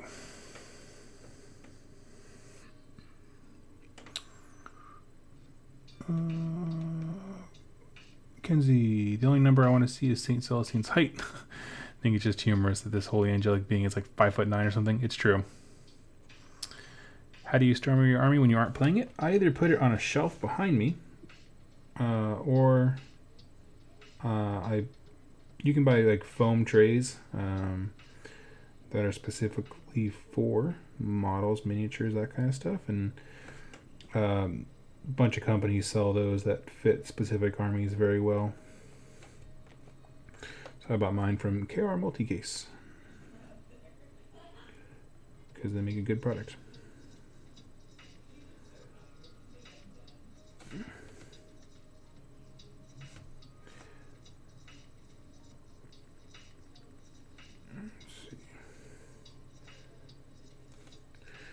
Give me one second, get this guy done. This is certainly gonna be the longest of the steps tonight, just because there's so many little crevices and stuff on the robes.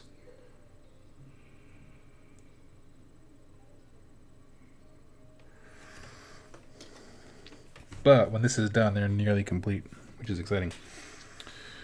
Let's see. Hugh, should I get a big sword or hammer against chaos? Yeah, so you're asking if I was fighting chaos, would I use a sword or hammer? I'd go hammer. Hammer every time. Let's see. Steven Chan, question, are you excited for the new round of Black Library AOS novels coming? Excited about the Gloomspite book in June? Yeah, I totally am. I don't know. Yeah, I'm just I had no idea what's coming. For some reason, I have trouble keeping up with Black Library, like reveals and what they're planning. I don't know, because I just feel like it's always about Horus Heresy, and like, man, I don't care about that stuff. So I kind of tuned it out. But I am very excited about that. Also, I have nothing against Horus Heresy. I can't keep up with the books, so I kind of got overwhelmed and just kind of bowed out.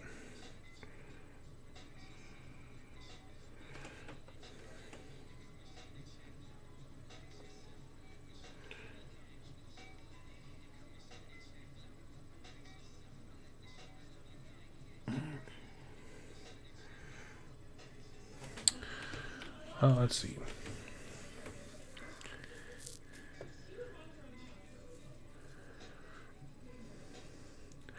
Question, would 2+ tomes ever one feature 40k books 1 month and or have shirts? Shirts? Yes. 40k books? Let me think about that one. My thought is not really. Just because this channel's pretty focused.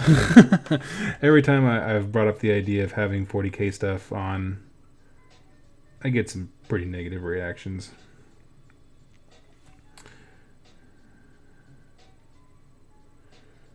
Just not negative in the sense of like people think I wouldn't do a good job, but just that there's already so many people talking about 40k novels and books and stuff like that they want me to stick to AOS, which is a good thing, you know. And one that I'm happy to oblige by, because 40k, because their setting didn't reset when their new edition came out, is a behemoth to get into.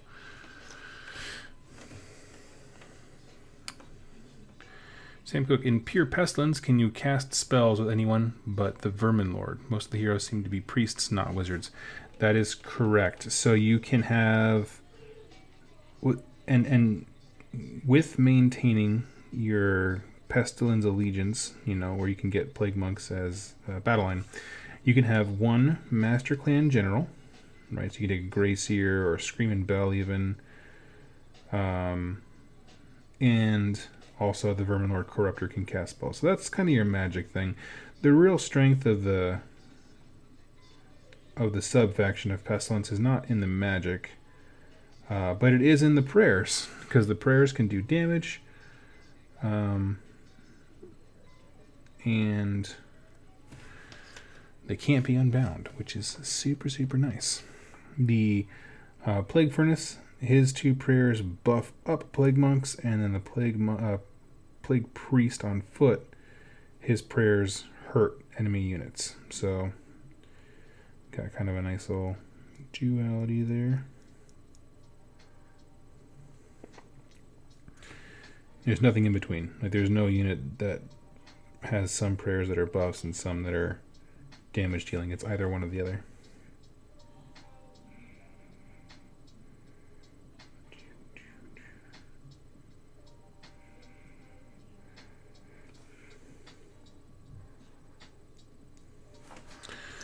Alright, let's see here. When it comes to Horse Heresy, I think I'd only read stuff to be relevant to learning about my Legion. Yes. Yeah, I would agree. It's so much is going on. Some of those books, they're just not that great. I'll be honest with you. I read a bunch of the Horus Heresy stuff. I love the first 5 books back to back because they're linear. And then once it starts fragmenting, you get some weird stuff that they just like took an author and shoved him in a room in isolation. They're like, he has no idea what's going on. Let's see. Doug, if you were in the lore of AOS, what Chaos faction would you be? What Chaos faction that you rather fight against Skaven, maybe? I'm not sure I understand the question, Hugh. If you're asking what faction would I want to be in Chaos if I wasn't Skaven, I assume that's your question. Slaves to Darkness. Yeah, dude. Just be a Chaos champion.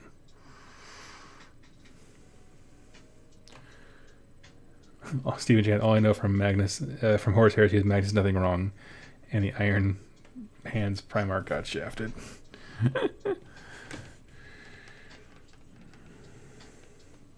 All I know from Heresy is that things got real weird on the Slaneshi ship in Fulgrim. I read the first few books. I did enjoy it, and then when it would split to the authors taking, stories at different random intervals, like just random places in the story arc, and things stopped being linear, that's where they kind of lost me. Because, I don't want to buy this book on the Dark Angels. I have no interest in the Dark Angels. I don't want to read their completely isolated stuff.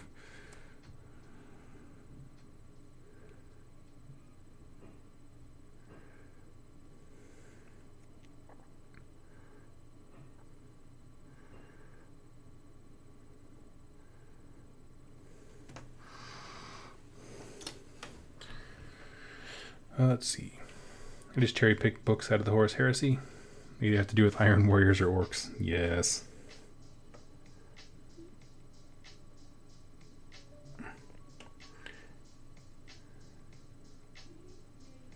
It's cool. I really hope that they keep the Horus Heresy game aspect alive, because I did play a little bit of Horus Heresy, and I had a great time with it. I'm sorry, that was my little Bluetooth speaker going off. I'll get that in just a second.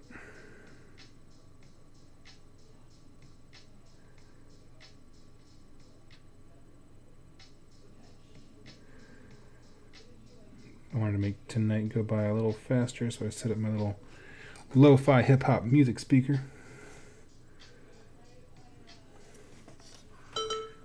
Yeah. Here we go. Let's see. Sam Cook, if you were to start a Horus Heresy army, which legion would you pick? Ooh, I'm thinking World Eaters, man. Let's get some corn stuff in there. Straightforward, classic. I think I think my favorite legion, honestly, lore-wise, is probably the Word Bearers.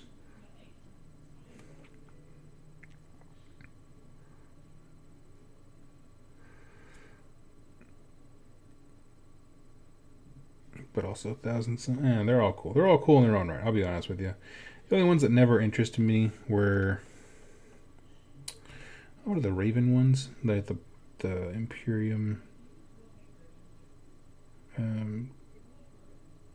Good guys. I just never got into those.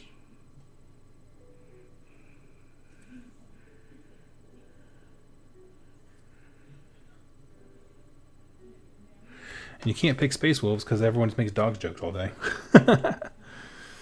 Let's see. Question: where do you want to see Chaos go as a culture? Oh wait. Well, with Warcry coming out, as a culture, I would love to see like a spotlight specifically on tribes that have a reason to fight for Archaon. They're not all just like kill, maim, burn, but they like, hey, I was raised in a warrior race, and this guy came in and took my tribe, so that's what we do. We fight. We keep what we fight for. And there's a kind of honor in that, like a warrior tribe kind of honor, and yeah.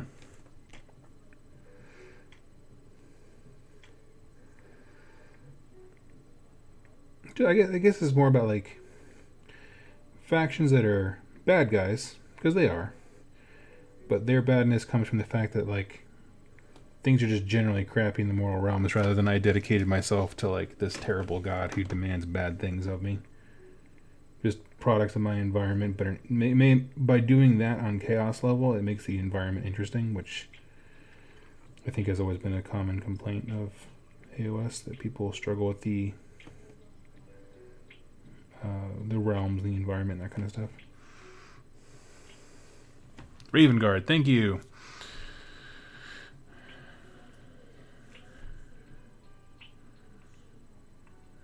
Let's see. Hugh, what is your favorite character of AOS? Favorite character.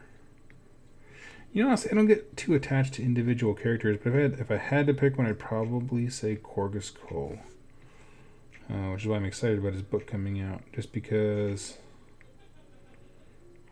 he's just a mover and a shaker for being just a normal dude. I like it.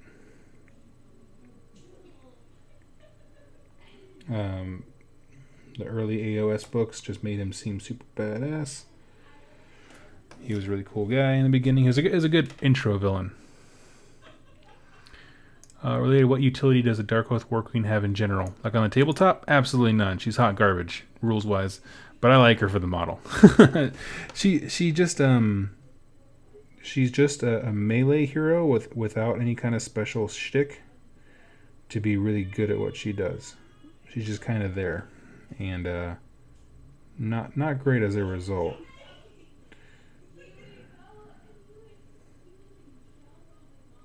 And the thing is that she doesn't have the biggest problem with the Dark Oath War Queen, honestly, is that the other Chaos heroes all have the ability to take marks. So like decide they're going to be Khorne or Slaanesh or Tzeentch or whatever like that. And she doesn't. And so that's a real bummer, because it actually hampers the synergies, the very few synergies that Slaves to Darkness has, even further, because she can't interact with some of those unique abilities.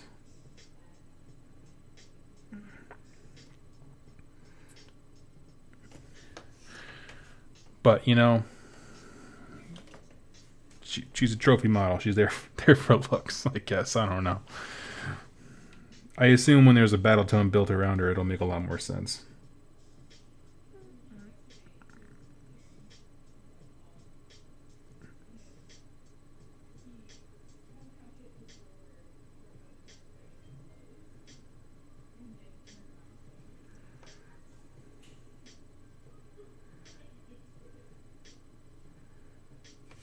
Okay.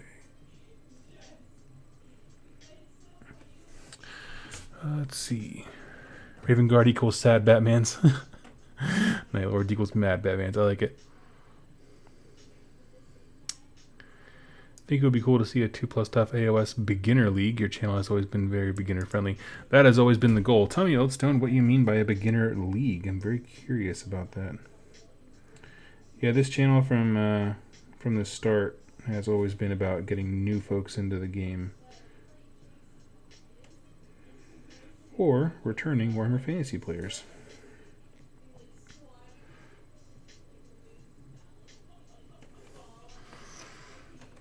Let's see. Teaching new players could be a way for you to get better at the game while still trying new armies. Yeah. I think about it every once in a while about doing like a tips and tricks thing as far as like, here's how you can get better at the movement phase and all that kind of stuff. And once I finish the sale on mats and magnets, I'm gonna do that. The thing is, like, that it just takes space. It takes physical space in my room here to bust out the game table. And so once all that stuff's out of the way, I'll have that space again.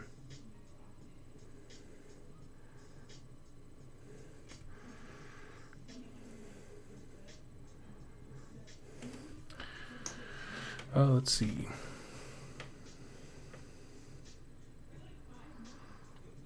George Shaw, questions. What would you recommend?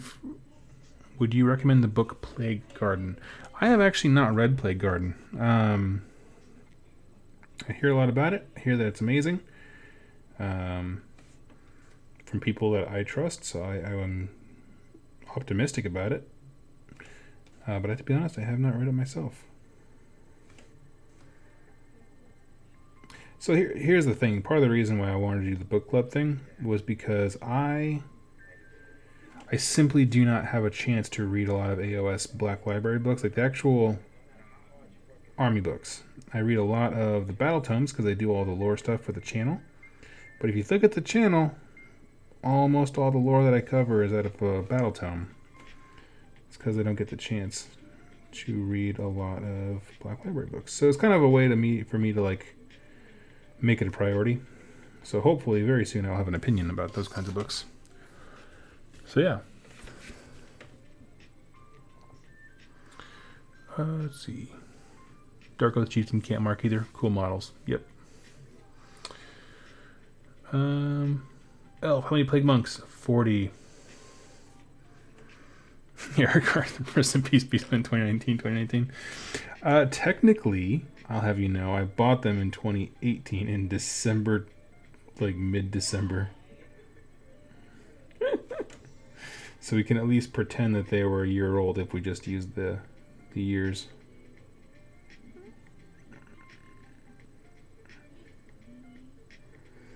That's super funny. Yep, painting 40 Plague Monks. I'll tell you what, though, for some reason, and I'm not sure why it didn't happen with the Beasts of Chaos, because I did have them at an event, but this Battle at the Tower tournament that I went to, it just, like, really, I don't know, got me into, like, making me want to be a better player. I'm not sure what happened. Like, it wasn't, like, because I was, like, victory was at hand. I didn't come in second. I came in fifth, which is good out of 18. But it just kind of sparked something in me. I think the thing is maybe because I was very competitive when I was playing War Machine and Hordes, and it just kind of tapped that part of me. I was like, you know what? I used to enjoy this, to being really good at the game. Let's see. Question: next battle report. When and would you consider commissioned sort of writing for narratives, similar to Miles Drake's work on MGW? Can you explain? I don't know what MGW is, or Miles Drake. If you explain your question, I'm happy to answer it.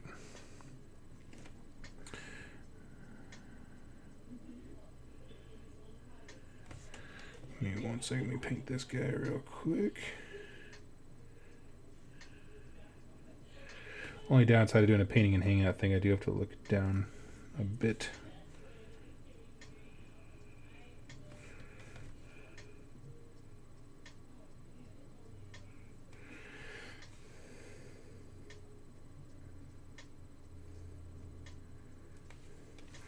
I think I pretty much just have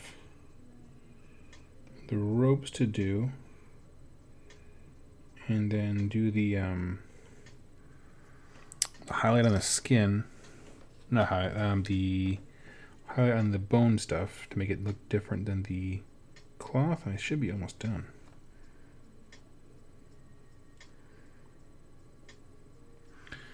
It's 9:30. That's totally doable tonight.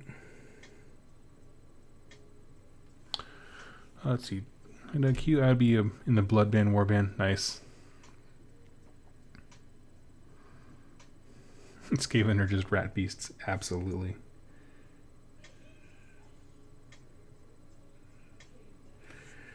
Yeah, someone made that comment before. Like, oh, it's still, it's still Beastmen. They're just all of the Skaven variety. And then someone who was way too into Skaven was like, what?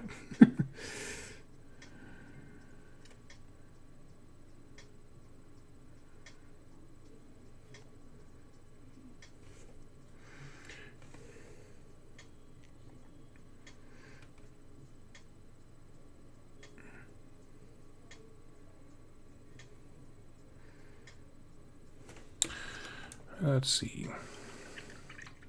Mini Wargaming. Oh, okay. I'm sorry. They commissioned a dude named Miles Drake to write narrative intros and outros and even rules for the narratives. I never knew that. I don't follow Mini Wargaming very much. I mean, I'd be happy to do that. They would have to work within the confines of what armies we actually have access to, and terrain and stuff like that. But I'd be just fine with it. And I probably wouldn't go as in-depth on the rules like Mini Wargaming does. They have entire, sheets of rules for each one of their campaigns. Like, they make their own charts and D66 and all this extreme stuff, and I probably would want to stay away from stuff that's too complicated, because the last thing I need is someone bombarding my videos like, well, how come you got to do this? How come, that kind of stuff. I don't care about that. So yeah, probably keep games simple.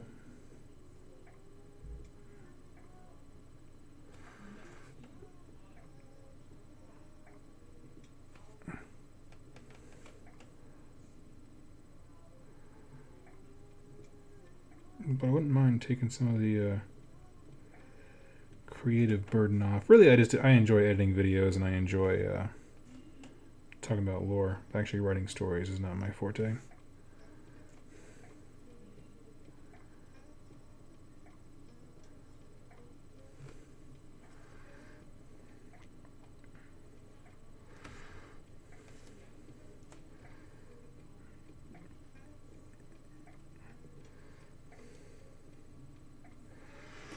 Okay. Oh, Stone, have you read last month's White Dwarf Battle Report? 4-player free-for-all. It was amazing. I bet a monthly White Dwarf Hobby Hangout would be a lot of fun. That'd be kind of cool. White Dwarf Hobby Hangout. I mean, as far as the people at White Dwarf Hobby Hangout, or me just sitting around talking about the book or the magazine. Question. It's got here, I don't know if this was asked already, but what color do you use for the Plague Monk's skin? Having trouble choosing mine. I found a really old tutorial that Duncan did many, many moons ago, where you base them with, I think it's rat skin flesh. Yeah. So it's rat skin flesh, and then you give it a wash of Reichland Flesh Shade, and then you just pick out the higher parts with Cadian Flesh Tone. That's all it is. That's all I do. I don't do anything super extreme with skin. Mainly because the rest of the model is much more pronounced with other colors. But great question. Let's see.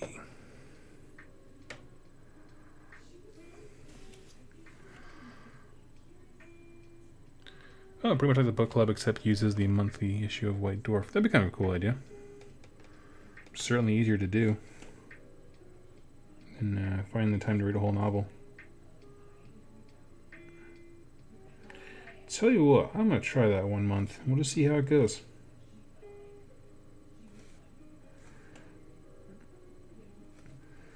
I think... I don't actually know when the next one drops, to be honest with you. Unless it just did.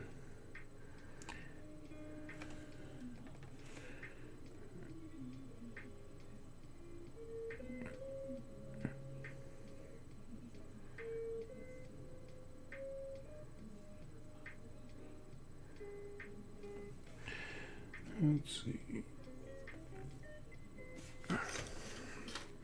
Oh my god. It's starting to slow down.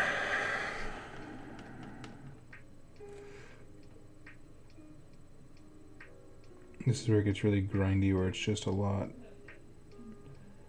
covering the exact same stinking model.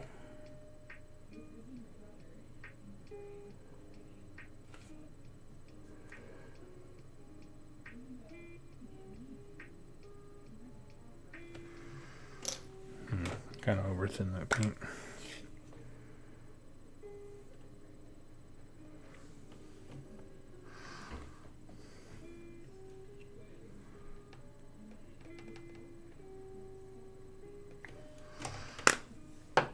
Let's see.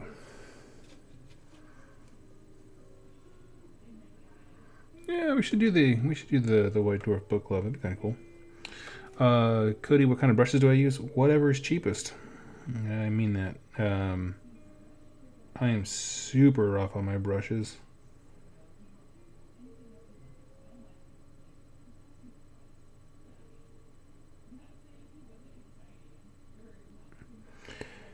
Yeah, just kind of go into a hobby store, see what's on sale, see what has the size tip that I need. I'm like, done, sold, boom.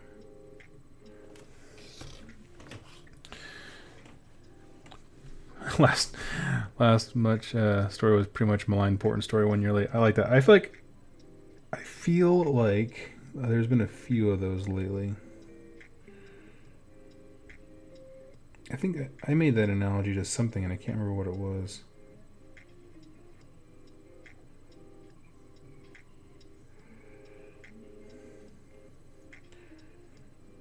Yeah, maybe I'll do that. Maybe I'll go grab the White Dwarf and we'll get into doing that.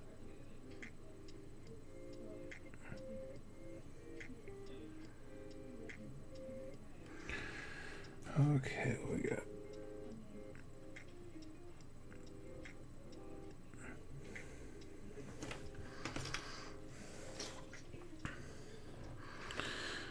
Let's see.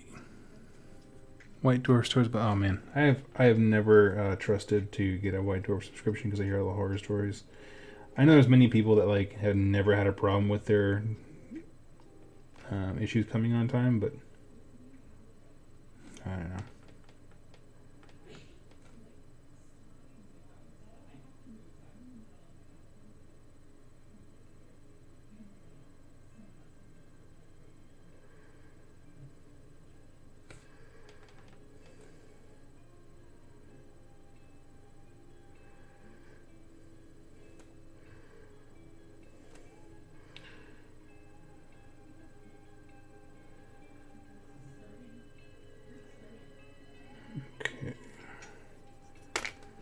Ooh, that was almost bad. Almost dropped him straight into the green paint.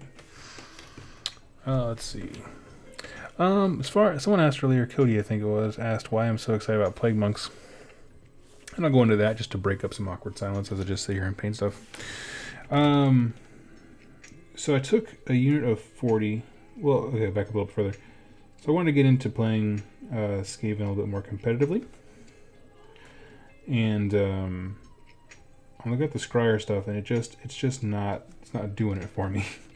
Competitively speaking, I think it's a lot of fun, but I think they're going to struggle when it comes to board control, and clan rats are some of my least favorite models. So I kind of wanted to dive straight into a clan. Beyond that, I'm looking at the bonuses that came out with. So basically, if you don't know how the Skaven book dropped, their battalions are kind of jank. And the reason I say that is I think it's on purpose. I think they didn't want Skaven to ever be like a one-drop army. It's still possible, but it's not the scariest kind of army that there is. I just think that if you're going like all Skaven Tide, you really just gotta. It's gonna be a lot of drops. It's gonna be a lot of drops. You can minimize it a little bit, but it's gonna be a lot. It's like, well, if you look at the other battalions, like some of the battalions are okay, and particularly the ones by Clan Pestilence. And so I started looking at those a little bit more. And then, you can ask Jagged Rolling Ones. I've talked before about how I wanted a Pestilence army back when it was its own book. Because they're very interesting, because they are a horde army through and through. But you don't see them a lot. Like, you just didn't see a lot of them, and they have weird interactions with Nurgle stuff, and it was kind of interesting to me. Well, when they got the allegiance abilities to Skaven stuff, people immediately started looking at Scryer, because that's where all the big guns are. And like, oh, Scryer's great, but their battle line sucks, so let's take, Greyseers and Jezzails and that kind of stuff and have a weird composite army, and that's cool. That's cool for most people. But I look at those same things, and I started to notice that everything buffs Pestilence. And they maintained what made them very unique. The battalions, the hordes of dudes, the fact that Plague Monks have so many special rules that, like, a unit of them is just, it is a wrecking ball on the table. And I'll talk about the math of that why in a second. But basically, yeah, it just kind of ended up being, I was like, I'm very intrigued by taking lots of Plague Monks. I think it'd be good in my local area, like, from that competitive perspective. Some units just got straight better, like what are they called? Plague Claw Catapults just got straight better. They can do 2d6 damage to units of 10 or more models. That's huge. They're just horde smashers, but also I'm going to take them as hero snipers, just in case they have a hero that does like spells and junk to, like the Gaunt Summoner. Still good at that. Yeah, so I was kind of starting to look at it. I wanted to stick to one clan to be thematic, because that's how I like to play. But within the thematic setting, I think they are still a brutally effective army. And it poses an interesting challenge, which is, can you handle this many Plague Monks? Right, not this many bodies, because Flesh Eater Courts can also spam bodies. Right, lots of factions can spam bodies. Seraphon have skinks, but what makes Pestilence unique is that those bodies are brutal. They are brutally efficient. And then Jack had said that before, that they are the most efficient point unit in the game. And the reason for that, if you don't know, if you're not familiar with how Plague Monks work, basically, I built this unit of 40. He's got a knife in one hand and a stave, like a little walking stick staff, in the other. Those are two different melee profiles. The knife is 4 to hit, 4 to wound, has 2 attacks, 1 inch range. And the stave is 2 inch range, which is great for big horde units because they can reach over each other. And it's 4 to hit, 5 to wound. So it's total, each dude base 3 attacks. They get +1 attack to each of those things when they charge. So then they become 5 attacks. Because now it's 3 attacks with the knife, 2 attacks for the stave. A Skaven Tide Allegiance ability is that if a unit has 20 or more models, it gets +1 to hit, I believe. And if it has 30 more models, that's +1 to wound. This is a unit of 40. So I have 10 throwaway wounds to make it into combat, and now I'm hitting with 3 attacks on the knife, 3 up, 3 up, 3 up, 4 up on the staff. And so that's huge. That's massive. On top of that, when you factor in all the banners and stuff like that, when one of them dies, you roll a die. Sorry, when one of them dies in melee specifically, you roll a die on a 6, they take a mortal wound. Well, look how many dudes are here. I mean, it's going to be mortal wounds. It happened multiple times when I was doing my tournament. Like, they just run, they get killed and then just take someone out with them. Against 1 wound enemies. In addition to that, with even the most basic support, they become even worse. So, for example, the Plague Furnace has prayers that buff Plague Monks, and one of those prayers gives them +1 attack to all their melee weapons, so that takes them from 5 attacks each guy on a charge to 7 attacks each on the charge. The other one is reroll failed wound rolls, which is nasty. What else is there? I think the Vermin Lord is reroll hit rolls. Like there's just ways when you stack these things up that this little basic dude becomes far more damaging than a witch elf, and everyone complains about Daughters of Cain. And the thing is, we just don't see a lot of pure Pestilence players. And I think that needs to change. So yeah, they're extremely points efficient when it comes to how much damage they can deal. They're a horde unit, which means that their other Skaven tied ability, which is when they take battle shock tests, every 10 dudes counts as 2 instead of 1 when you add kind of the horde bonus.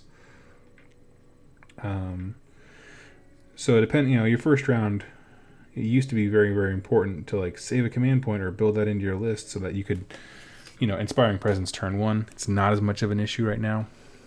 And I think that's super important. What else did they gain? Gnaw holes don't really help them too much. I mean, they get plus 1 to their prayer rolls if they're near a gnaw hole, which matters. But honestly, this army is so aggressive, it wants to move forward, that you're going to pull yourself away from the gnaw holes pretty quickly. It's not going to matter for very long. That's why I'm pretty lukewarm on them.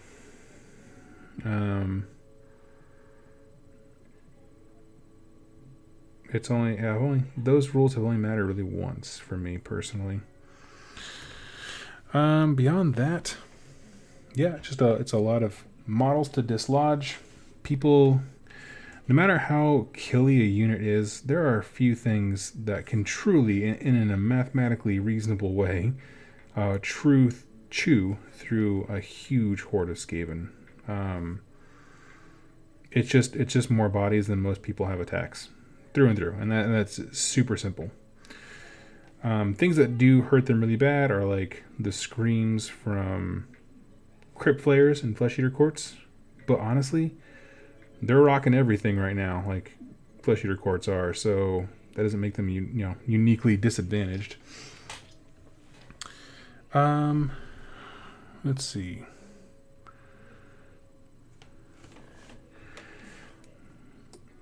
I'm trying to think of what else really makes Skaven Pestilence particularly stand out, but that's a big thing. Is just that Plague Monks are brutally efficient.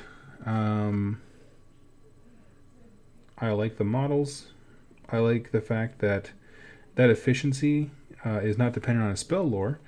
So if I want to play them as Nurgle, I don't lose anything. Like I lose the bonuses to hit and wound by having large units. Because that's a Skaven tied, specifically allegiance thing, which is it's a big blow. But I gain the contagion wheel, and I don't lose the prayers from like the plague furnace. That all comes with me. That kind of stuff. So that's cool. There's just a lot of cool things to experiment with. Sam Cook, is Battle Shock the best way to deal with Skaven Horde? It's hard to say yes to that. So, like, ideally, yes. The thing is, in Skaven, there's a lot of ways to get Battle Shock immunity. If they have a Vermin Lord Warp Seer, they have this thing, a command ability where, like, I think it's everyone in 26 inches doesn't take Battle Shock tests. There's an endless spell that gives them immunity. If anything's near the Plague Furnace or Screaming Bell, both those options, wholly within 13, don't take Battle Shock tests. So, yes, if your opponent doesn't mitigate Battle Shock, yes, it's the best way. Yeah, I don't know. I still was having a chat about it with some people. I think the true potential of Skaven has not quite sunk in terms of their damage output and all that stuff like that. I think people, they're still in that phase where people are trying to figure out what's best kind of thing. I'm not going to be one of them. I think Pestilence is the best of the clans, but I don't think it's the best Skaven list, period.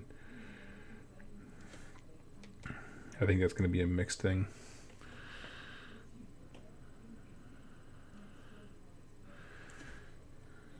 But yeah, that's why I chose Pestilence for my competitive army locally. And honestly, the KR case is bigger than I thought it was, so maybe I'll travel with it.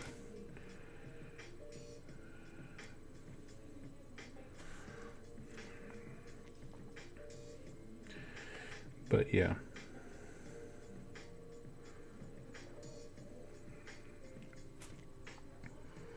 Oh no, I'm very, very excited about it. It's everything I wanted the Beast of Chaos to be, where it's just like, it has a cool shtick, it's very aggressive in melee. And I like melee over shooting. For sure.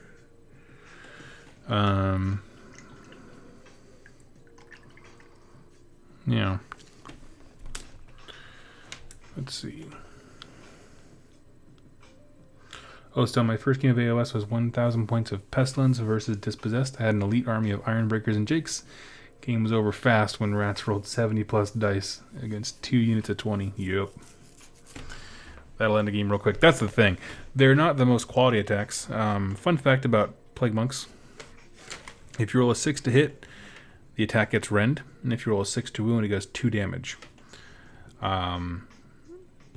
So you kind of end up with 4 different profiles, right? You'll have basic attacks with no rend, 1 damage, rend 1 damage, no rend 2 damage, and rend 1 2 damage because of the way that the dice split up. You could end up with 4 different profiles. A little annoying, not gonna lie, but it does make it very interesting when you roll so many dice that you will at some point have some rend, and you will at some point have 2 damage attacks go through. And then just a bunch of normal ones. You know, even if someone has a 2-up save, cool, make 40 of them. You know, it can still get you. So it's very interesting stuff. Okay, with that one done, what did I just finish doing? I did the green. We need to wash the weapons and the wood staff things. Let's do that. Yeah.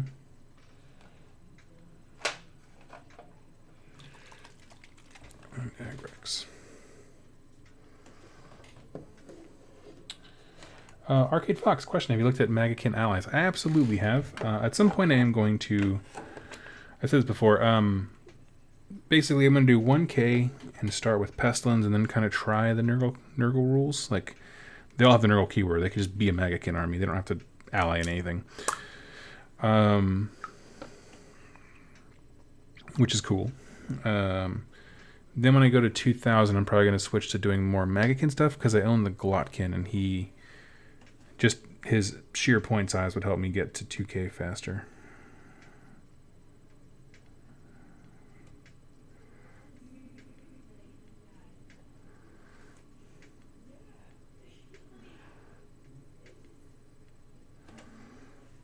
Seraphon Sepia, okay.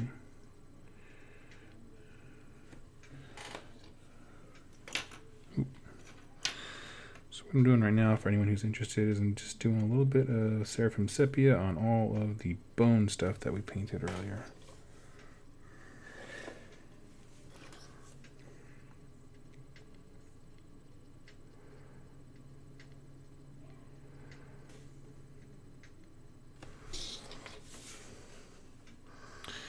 Doug, do you like Lord of the Rings lore? Not really.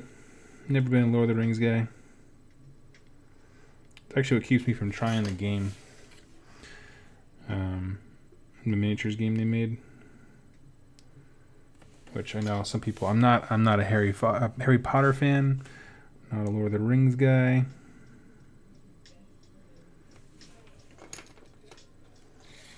I was a very big Star Wars fan for quite some time, and now I just feel like I'm moving away from it. Just haven't enjoyed it in quite some time.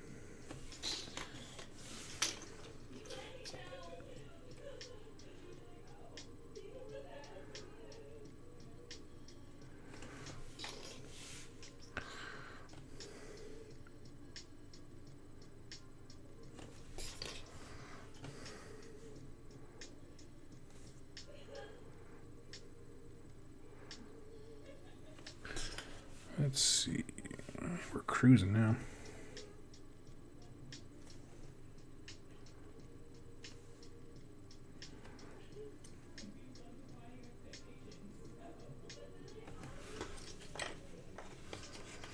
Washes are always the easier part. Yeah, no, never big into most fantasy stuff. Honestly, it's pretty much stay OS.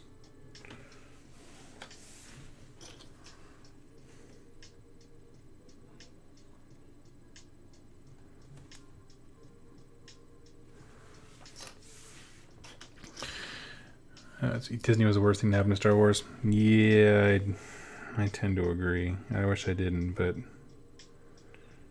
I have not enjoyed it since.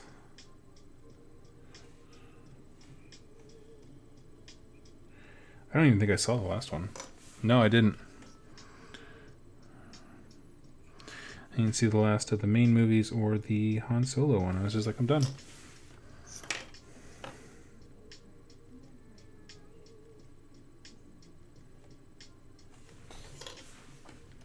It's one of those things. Like I refuse to be an angry fan of anything. People have accused me of being like a fanboy for GW. Like, they can do no wrong. You never complain about anything on your channel. It's mainly because I refuse to waste a moment of my life complaining about something that I like. And so I will just, I decided to just kind of walk away from Star Wars fandom before I started to dislike it. And that's why I'm not a toxic, angry person on the internet. Makes my life better. Rogue One was awesome. I enjoyed Rogue One. I thought that was pretty cool. It didn't fit into the main story arc as far as it wasn't like episode 6 or like that. But it was cool.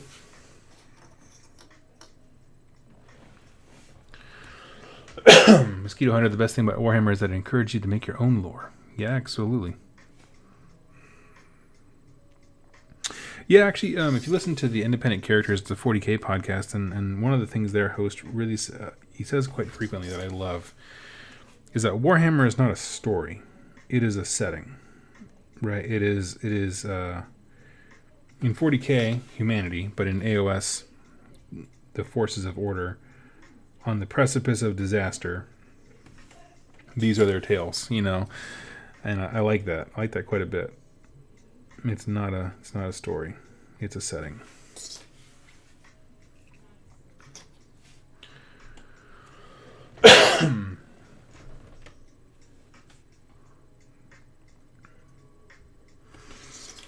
Okay, no bones on him.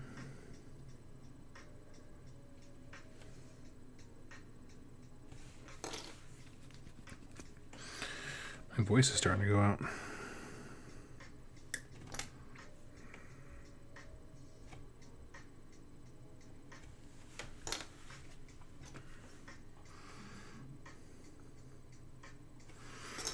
So, yeah.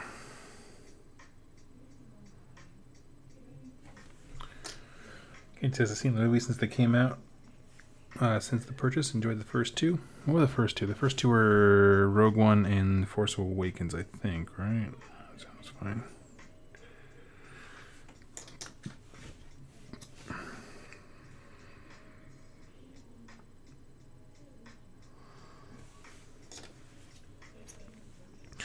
It was cool. Yeah.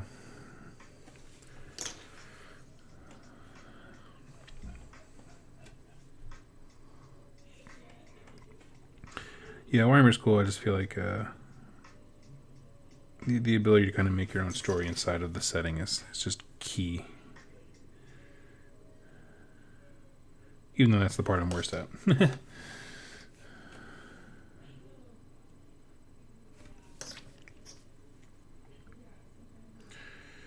Oh man, these guys are coming right along.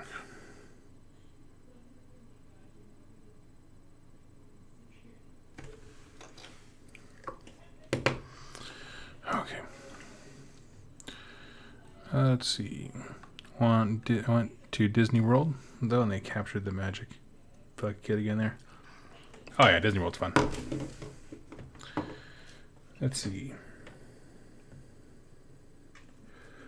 Chad says, are there many kids playing AOS in your local scene, Doug? Not really kids, no. No, we have a lot of, just because of the general demographic of the greater Seattle area, we have a lot of, mid-20s to 30s tech guys who like played fantasy battles back in the day and are like, hey, what's AOS? You know, that kind of stuff. Not a lot of kids. This is also a point in the Americas where there's more pets than children, so I don't know. Take it for a will. Let's see. Ken says, watching Doug paint a horde is like a game of ping pong in slow-mo. Exactly. That's exactly right. That's how I crank these suckers out.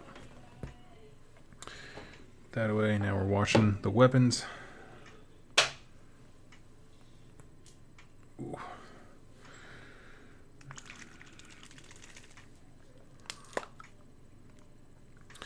Wish more people played AOS at my local store. Sorry about that, Arcade Box. Always suggest run demos and stuff for him. Give him a reason to care.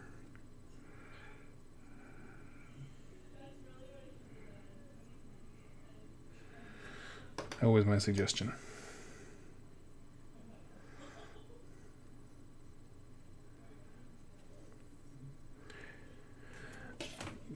Sometimes game groups just need... Someone just needs a champion sometimes. You know what I mean? Like someone to like... Okay, tonight we're playing this kind of thing. Be that champion.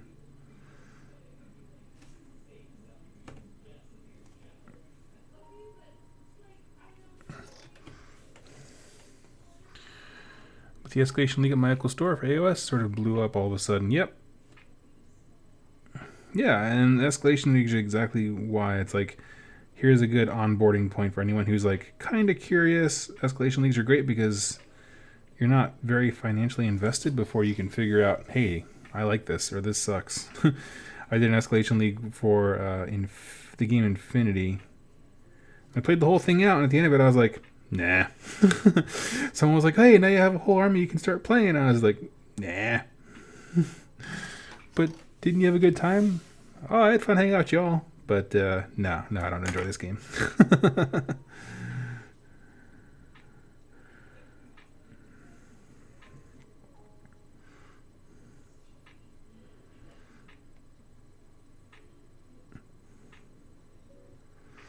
And that was Doug's time as an Infinity player. Let's see. Hey, Doug, I run an after-school club for kids. There's nothing like that in the state. I run an after-school club for kids. Is there nothing like that in the States? There are a few. There are a few kids clubs, for sure. They're few and far, but I haven't been in school in forever. Well, Lord knows, I'm the wrong person to ask about that. I remember there was a D&D group at my school in San Antonio, but I know like my school was really... It was really hard to get to reserved spaces and stuff like that, even though like space is the only commodity in some parts of this stinking country. Yeah, I don't know. It was weird for students to be able to... It was weirdly hard, I should say, for students to be able to rent out stuff for those kinds of clubs. But they did happen. But I did also not go to a very nice school in San Antonio.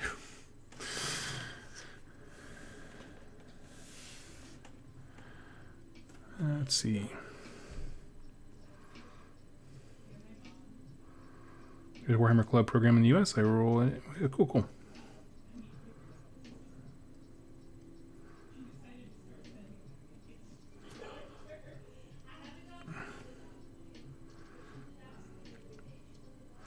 Yeah, it's cool stuff. I don't feel like I have... I don't know how I could just walk up to a high school and be like, hey, I know you guys don't know me, but I'd like to teach your children about the wonders of Warhammer. You know what I mean? Like, that just sounds not great. Not great for this almost 30-year-old man to just be like, how y'all doing? Let's talk about some fantasy stuff. I feel like that's a recipe for more FBI investigations than my heart can handle, so I don't know.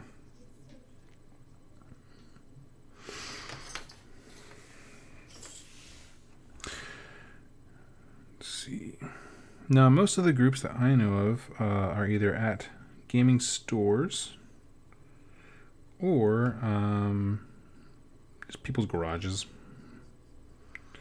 I think America, like I said, our tent houses tend to have garages and a lot more space than one time I went to Europe and they're just Space is just a precious commodity.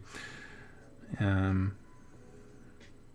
there weren't as many garage games that I noticed. Find good terrain to be a tough challenge. Yeah. I bet that would be.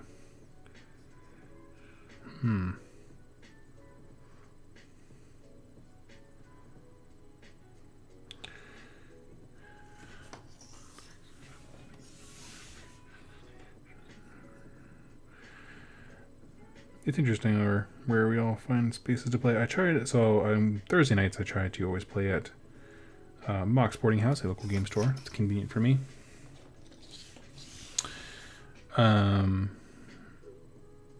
But I mean, the best games I've played are always at Mark's house, Shu from Rolling Ones.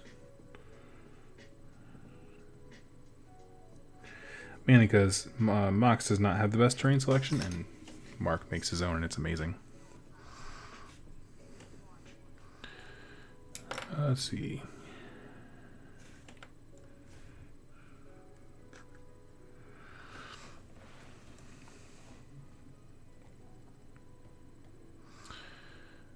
Question, what's a good way to get started on a display board?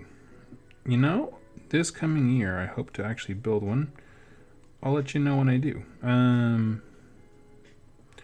asked Shu from Reeling Ones, and his suggestion was if you go to Hobby Lobby, they sell 2x2 picture frames, and it kind of makes this cool base that you can build out of. And then he recommends going and getting some like styrofoam board from Home Depot for like insulation foam. Yeah.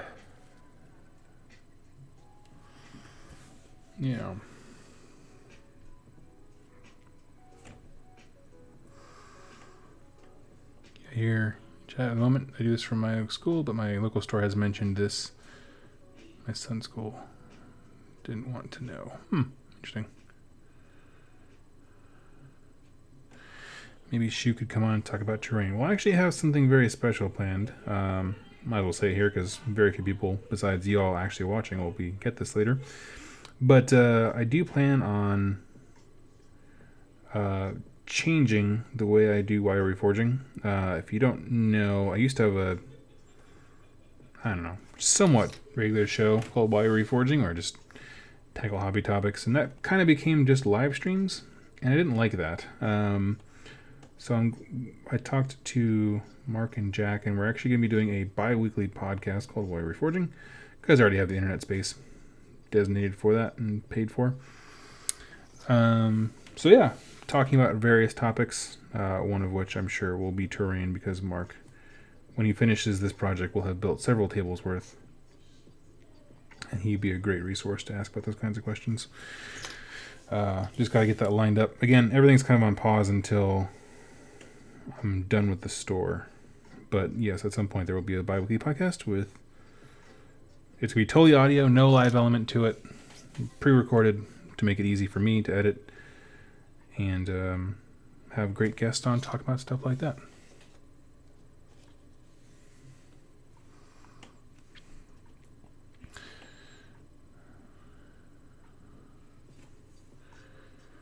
Let's see. I think in all honesty, it's the way forward is to stand up and be counted. And be counted in its channel like Doug. That also helps hugely.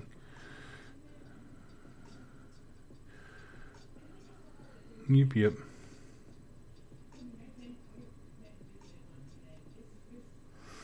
Yeah, man. It's huge.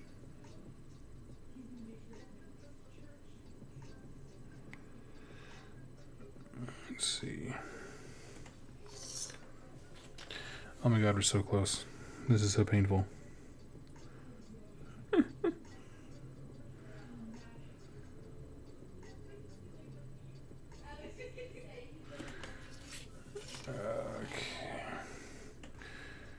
That's what I got left yet. Wash these, probably pick out some of the bone colors of the shop debone. I think that's about it.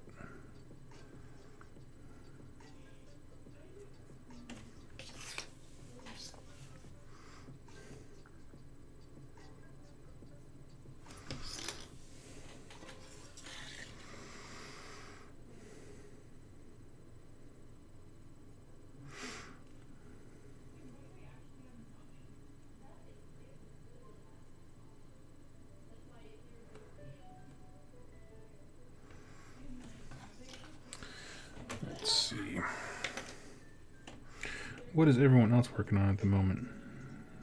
We got probably a smaller crew.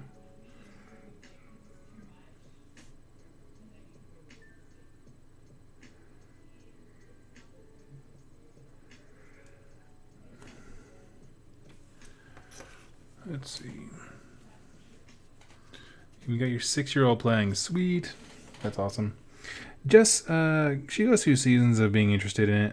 But it's, she has her own hobbies and her own interests, and so I don't ever want to force this upon her. She's already so supportive. It's hard to ask much more. But, yeah. The only model she's ever shown any real interest in is Lady Ollander from Night Haunt. But when I built the Carriage and Overlords on the shelf behind me, that was definitely an army where she stopped and was like, what is that? It's the coolest stinking thing. Because normally I paint chaos or destruction armies, fantasy stuff, and she doesn't really have an interest in those kinds of things. But man, when she saw the airships, it took her a minute to be like, this is the coolest thing ever. I was like, yes.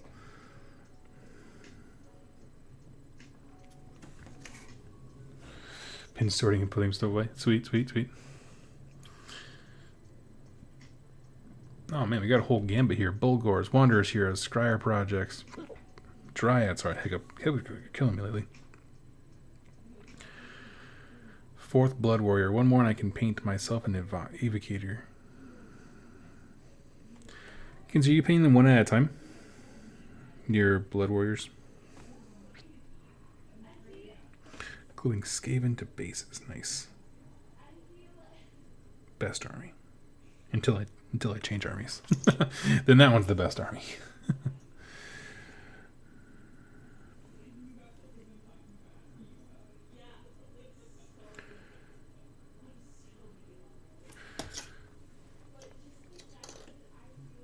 I'm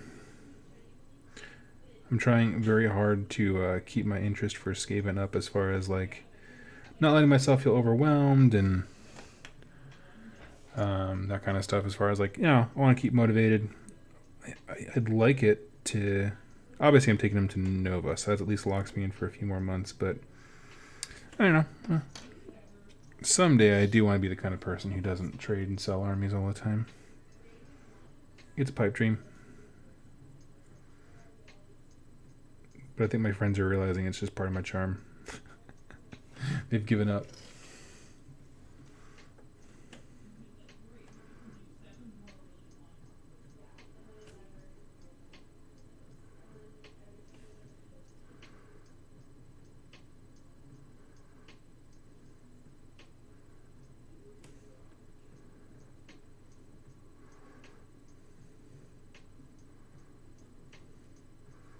Sweet. Got defeated after painting 40 gobos, so going to start a different army. No idea why yet. Yeah, man. I mean, for as much as people would... This is 40 Plague Monks, but it's also one unit, right? It's one full max-sized unit of Plague Monks. But when we were kind of planning to do a Firestorm campaign for AOS on Rerolling Ones. And that idea got scrapped, but... to be able to play in it when I had my Iron Jaws, I needed a Chaos Undivided army. And so I went out in my deepest, darkest parts of my closet and found 60 Moonclan Grots, and I painted them all up so I could have the minimum battle line for my Iron Jars army, so it was 20, 20, 20.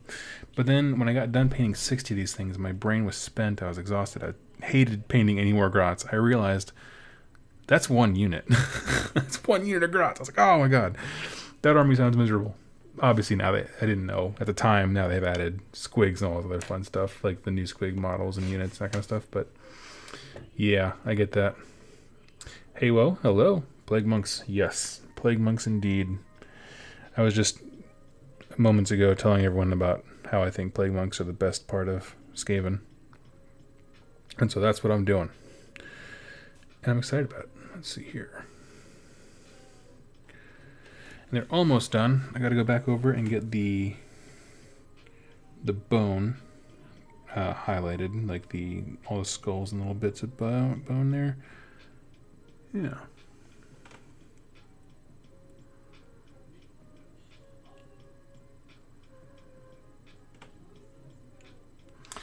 Let me see here. I need to come up with a clan symbol to put on my banner. Haven't thought of one yet. Kevin Potter, been playing AOS Gore Chosen box game. Only has a small amount of rules. Takes a great way to help the kids ease into the rules. Sweet. I heard good things about Gore Chosen. Actually, when Warcry first dropped, people were like, "Oh, it's gonna be a better version of Gore Chosen." Like, I don't. Okay. I am fine with that. Hear great things about it.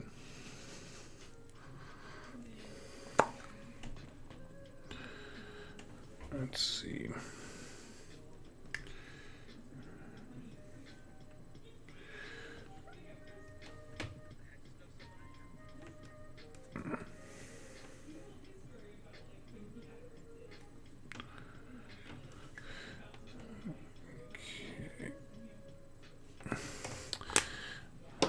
Let's see, what else do I need? I think I'm good. Get my brush. I'm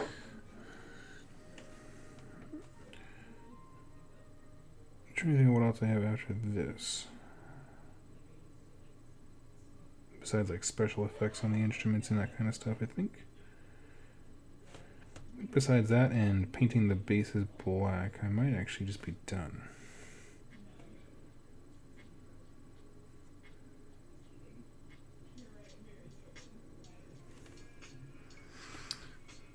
Where do I get Gore Chosen? I think it is out of print. I think. Someone correct me if I'm wrong, but I thought it was out of print. It was when it was a while ago when some corn stuff came out. They're like, hey, here's basically a value pack to buy all the corn heroes in one box. And we gave it rules and made it its own game called Gore Chosen.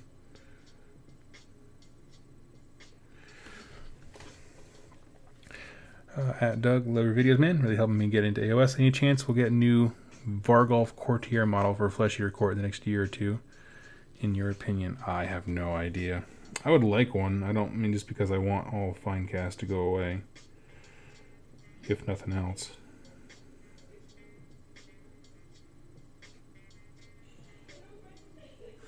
And I like to think on some level they want it to go away too. G-dubs. That's a very specific model to have a gripe with. Let's see, book guide. Do you any? Nope. Just pulling up all the ones that clearly do not have any kind of bones on them. That's what we're doing. We're highlighting all of the skull bits.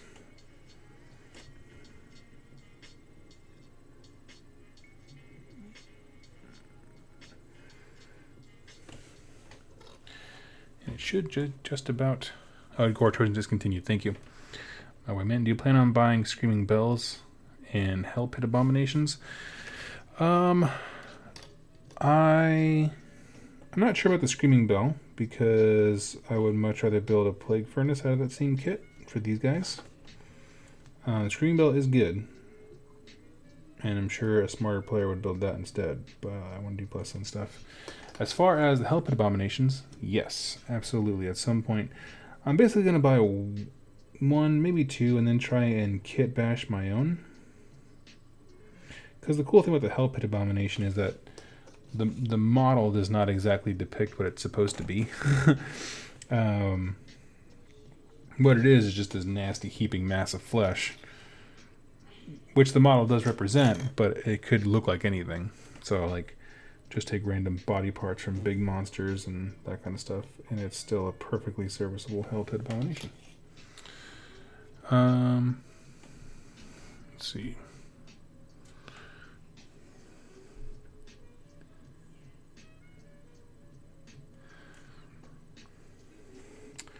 Yeah, people are asking crazy amounts of money because they know that's still cheaper than buying all those heroes separately. Let's see.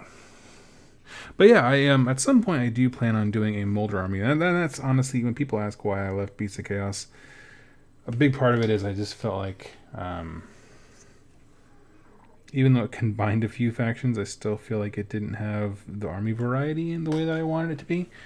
Whereas, like, I can build a Molder army that looks so different. And I think that Molder is pretty great. Because they also have one of the few battalions that could be a one-drop army. The thing about Molder, it really doesn't stand out as their command abilities and artifacts are not stellar. But, I mean, you can flood the board with rat ogres and giant rat swarms and all kinds of stuff. There's some cool stuff in there. Hell Pit Abominations. I mean, Max Behemoth Hell Pit Abomination. 100% of the time, every time.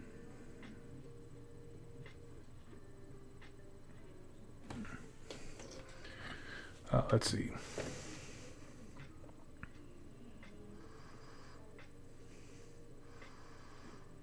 Looking forward to see me paint those. The Hell Pit Abominations. Yeah. It won't be for a while. But, yeah, I'd like that as well. Kenzie, you do paint them one at a time. Horribly inefficient, but it makes me happy to have a fully completed model. That's cool. Hey, the happiness is the whole point.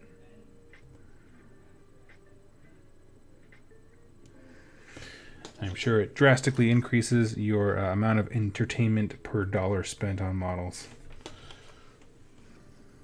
Planned inefficiency is great.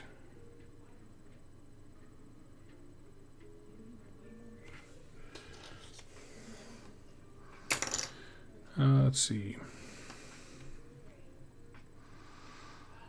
Stephen Chan, Loon Curse, maybe Gloomspite getting a plastic version of an existing hero. I would not be surprised if the Gloomspite side came with a unique hero that was a Loon boss on Giant Spider. Or Squig. I'm sorry, not Spider, Squig. Because right now the one they have is pretty not great. He's in the not great category of models.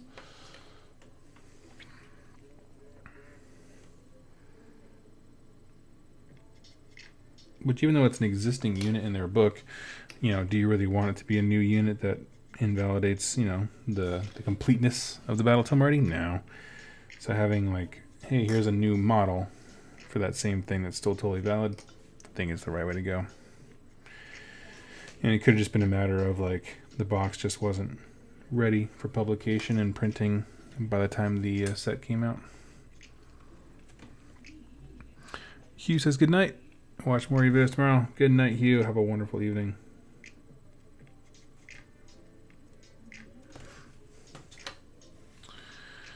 Sam Cook, is a Hell Pit Abomination just what happened when Molder people saw Chaos spawn and thought we could do it better? Pretty much, man. In practice, it pretty much is. There's a short story in the Battle Tome that I love where there's just this big pool of gore. Like, they just keep ripping off body parts from big monsters and chucking it in this, like, basically swimming pool. And then the Clan Molder guys inject it with some kind of, like, fluid based on warpstone stuff. And flip a switch and fill it with lightning, and all of a sudden that huge pile of gore starts moving, and you realize that's a Hell Pit Abomination being born. And it is like horrifying Frankenstein level stuff, and it's like, this is so cool. This is so metal. So.